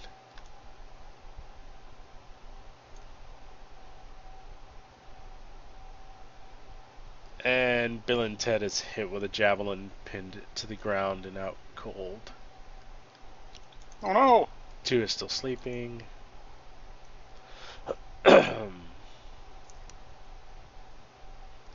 3 tries to hit Isle. And will crit.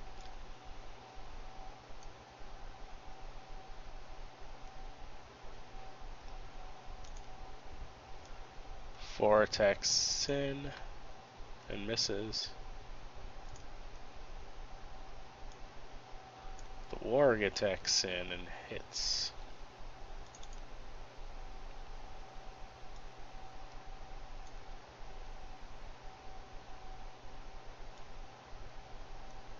And Sin, as that warg bites you, pushes you down to the ground, knocking you prone. James, your turn.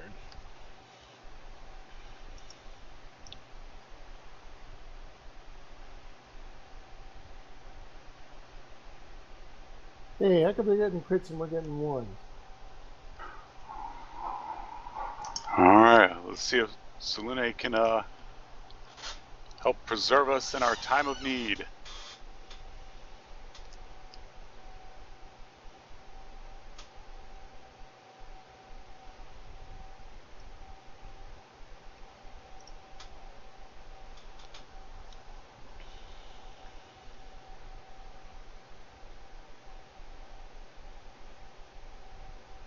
See if is my math correct?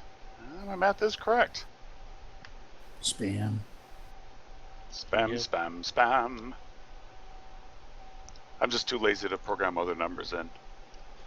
Bill and Ted, it is your turn. True. I stir on the ground, and I see that I'm not dead. So I yell at Darl Schildbiger, say, see, I'm not dead yet. And as you're making your attack, let me read off this thing that I forgot to read. She hates that I'm not dead yet. The battle rages around you, arrows whistle overhead, and the air is filled with choking smoke. As you move through the chaos, a bestial man-thing emerges from the fog, riding a giant wolf. The creature wields a rusted axe and carries a burning battle standard. If its teeth are filed metal. Near him, several orcs move up through the haze to menace you.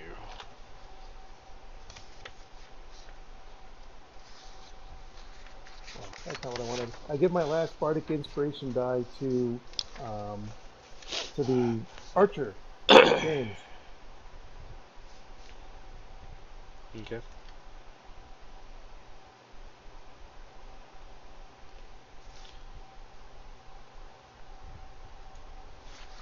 Isle, it And is your that's it. turn.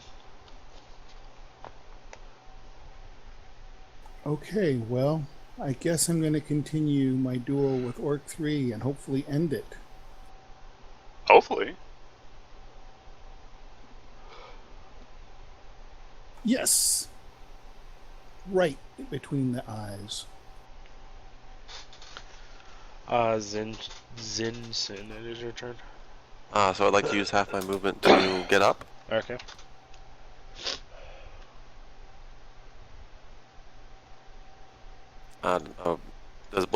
Will that prone? Oh, I was gonna say, if that prone makes me do disadvantage, I won't like it.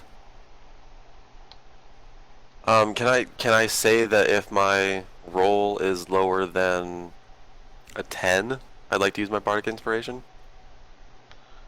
I'm sure.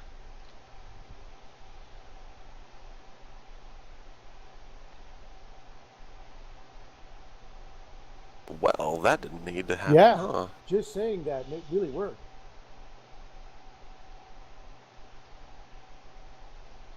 Wow. Yeah, I really like this. I love critting like that.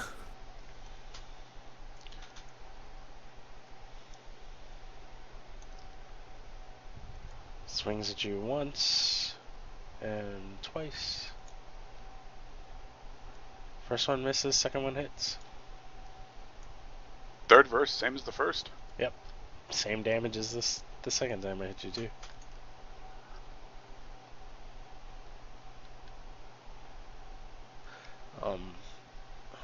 Orc 1. There's a javelin at Bill and Ted. So Bill and Ted never got up. He's still prone. I guess it doesn't matter. Well, if you were prone, she'd be throwing the javelin at disadvantage, so it would have missed anyways. Yep. How many javelins does he have? Quite a bit. 4 takes a swing at you, Zin, and hits.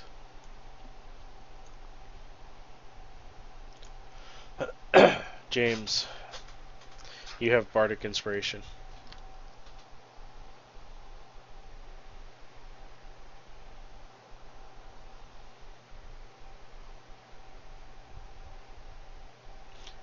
Who are you attacking?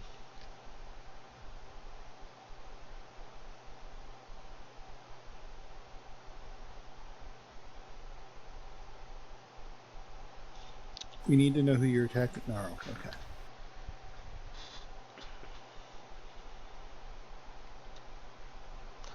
16 will not hit.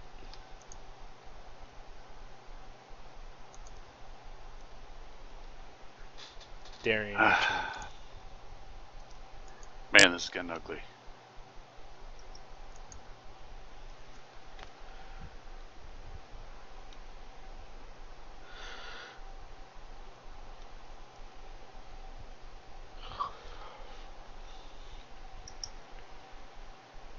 Yeah, alright. Let me see if I can hit Gnarl with Sacred Flame again. Nope. Alright, and... Is Zinson actually in combat with anybody? Oh, wait, no, I'm actually pretty Orc hurt. 4 hit me. I probably should heal myself. Because you heal, that makes sense. Well, because I got the nasty thing taking 2 attacks around hitting me. Yeah, that too. That helps.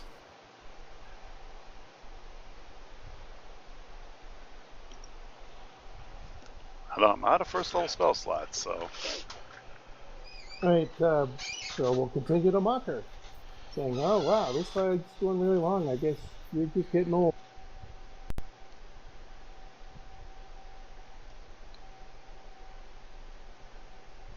She's dead. You're not going to do less than 1 damage. Ooh, I mocked her to death. Yay, I love that. her head explodes as you insult her. Scatters. That old getting old remark is a little much for her, huh? And you notice that the other remaining orcs, and to speed things on and wave the fight, kind of wake up the sleeping guy, and they all start leaving, along with all the other orcs that seem to have been in combat all around you.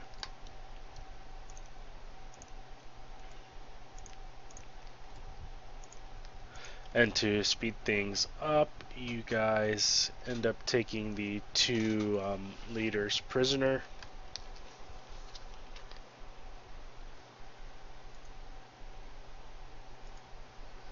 Is Jarella still alive?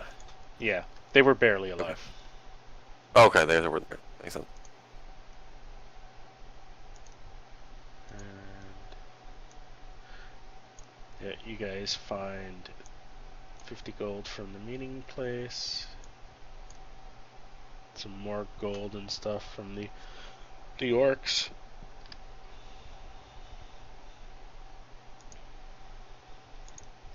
You check all the stuff around here, finding more gold and more gold.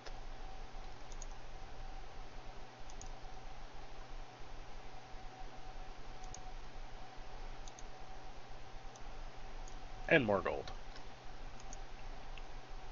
I like gold. Yep. No more scrolls or potions? No scrolls, no potions, no nothing. And you end up making it back to Bendek, who gives you guys the promised gold plus the bounty, so it was 250.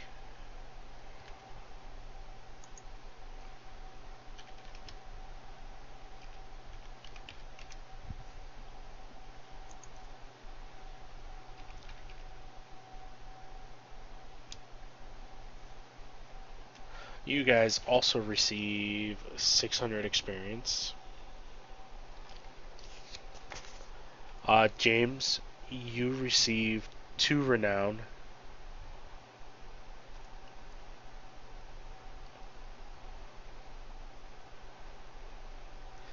Everybody else only receives 1 renown.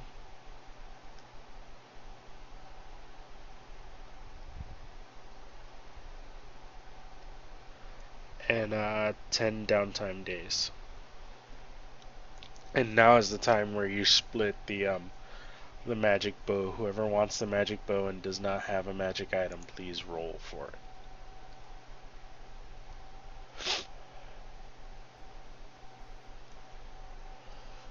it.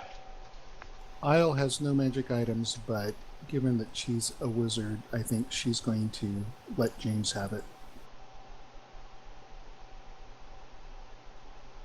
Okay. Bard can't use it. Yeah, I don't have one, but I don't want a bow. Then congratulations, James. You get to keep the bow.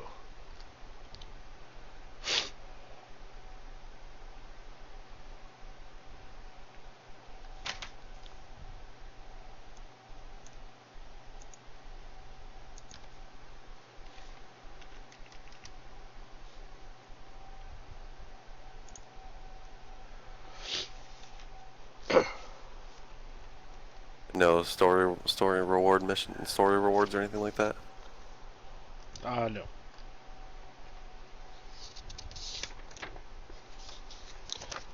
No, for this one there are no story rewards.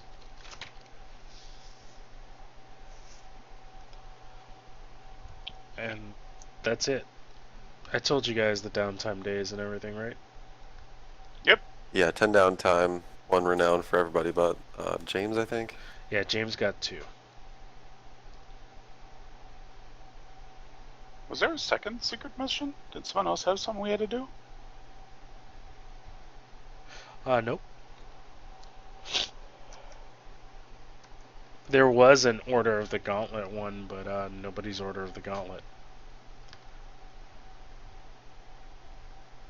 So that money, I see you ordered it there, so it's already on his sheet. Yeah, that's the split from everything you guys picked up. computer. All right, and then I just have to remember how to save my online character sheet. I think it automatically saves once I close out.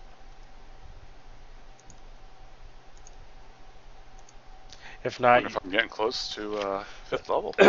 if not, you could type /save. All right, everybody. Can you give us all a long rest before you do that? Yes.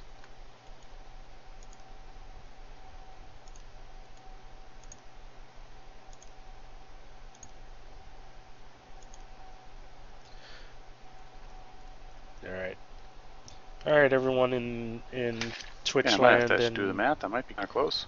and on YouTube world. Say I'm like 900 away. I might use Thank some you DM guys experience to get this guy up to 4. for joining me. If you want to catch some more stuff, I'll be on tomorrow streaming.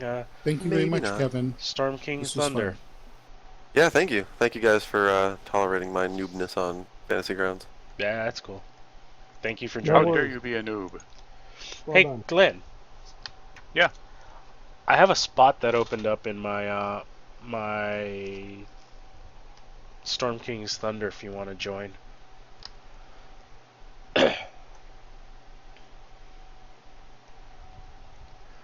It's like Tuesday nights, isn't it? Yeah. That's the one that I have a game already earlier that Tuesday, and I don't know if I'd actually be done in time for it every day. Okay. Yeah, it's like I'd like to start playing it, but Well, yeah, I mean, kinda, if you could join us, just send me an email and let me know. yeah, it's like I haven't started playing it yet, so I'd give it a shot. Where are you guys at in it? Are you still? Like, we're still low in. tier, or? We're still in Great Up Evil. They're about to finish. I haven't played that, but I've heard that Great Upheaval, when you're done, you're 5th level. Is that right? Yes. Yes, it is. So I mean, if you're coming in after that, you could just come in with a 5th level. Nice. All right. Yeah. I'll let you know if I can free up a bit. Yep. Are the rest of these guys all playing? No. Yeah, I don't really use the. No, I'm playing with some local people here.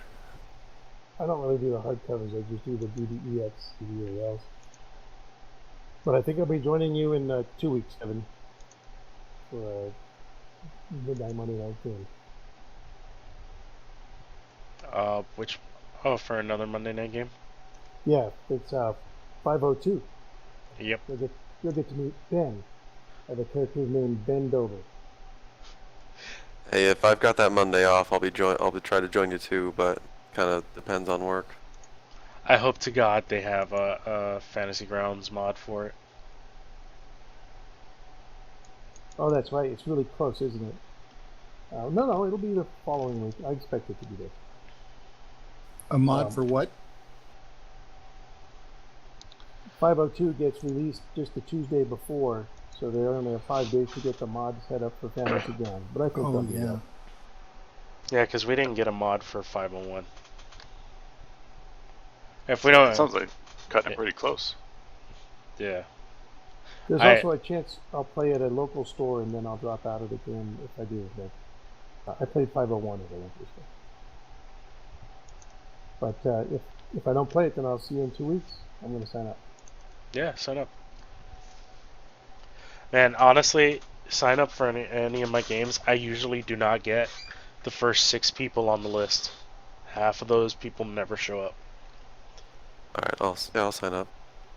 And I'm honestly going to start writing names of people that don't show up and don't remove themselves from the list, and I'm going to start auto-removing them. Yeah, I would. I usually show up. So.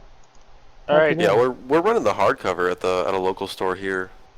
It's okay, everyone on we just Twitch. finished Great Upheaval. Thanks for joining me. Disconnected from your channel. Thanks for the follows. If you guys want, check me out tomorrow. I'll be streaming Storm King's Thunder. So far, the Great Upheaval was really enjoyable. I actually did 5-1 with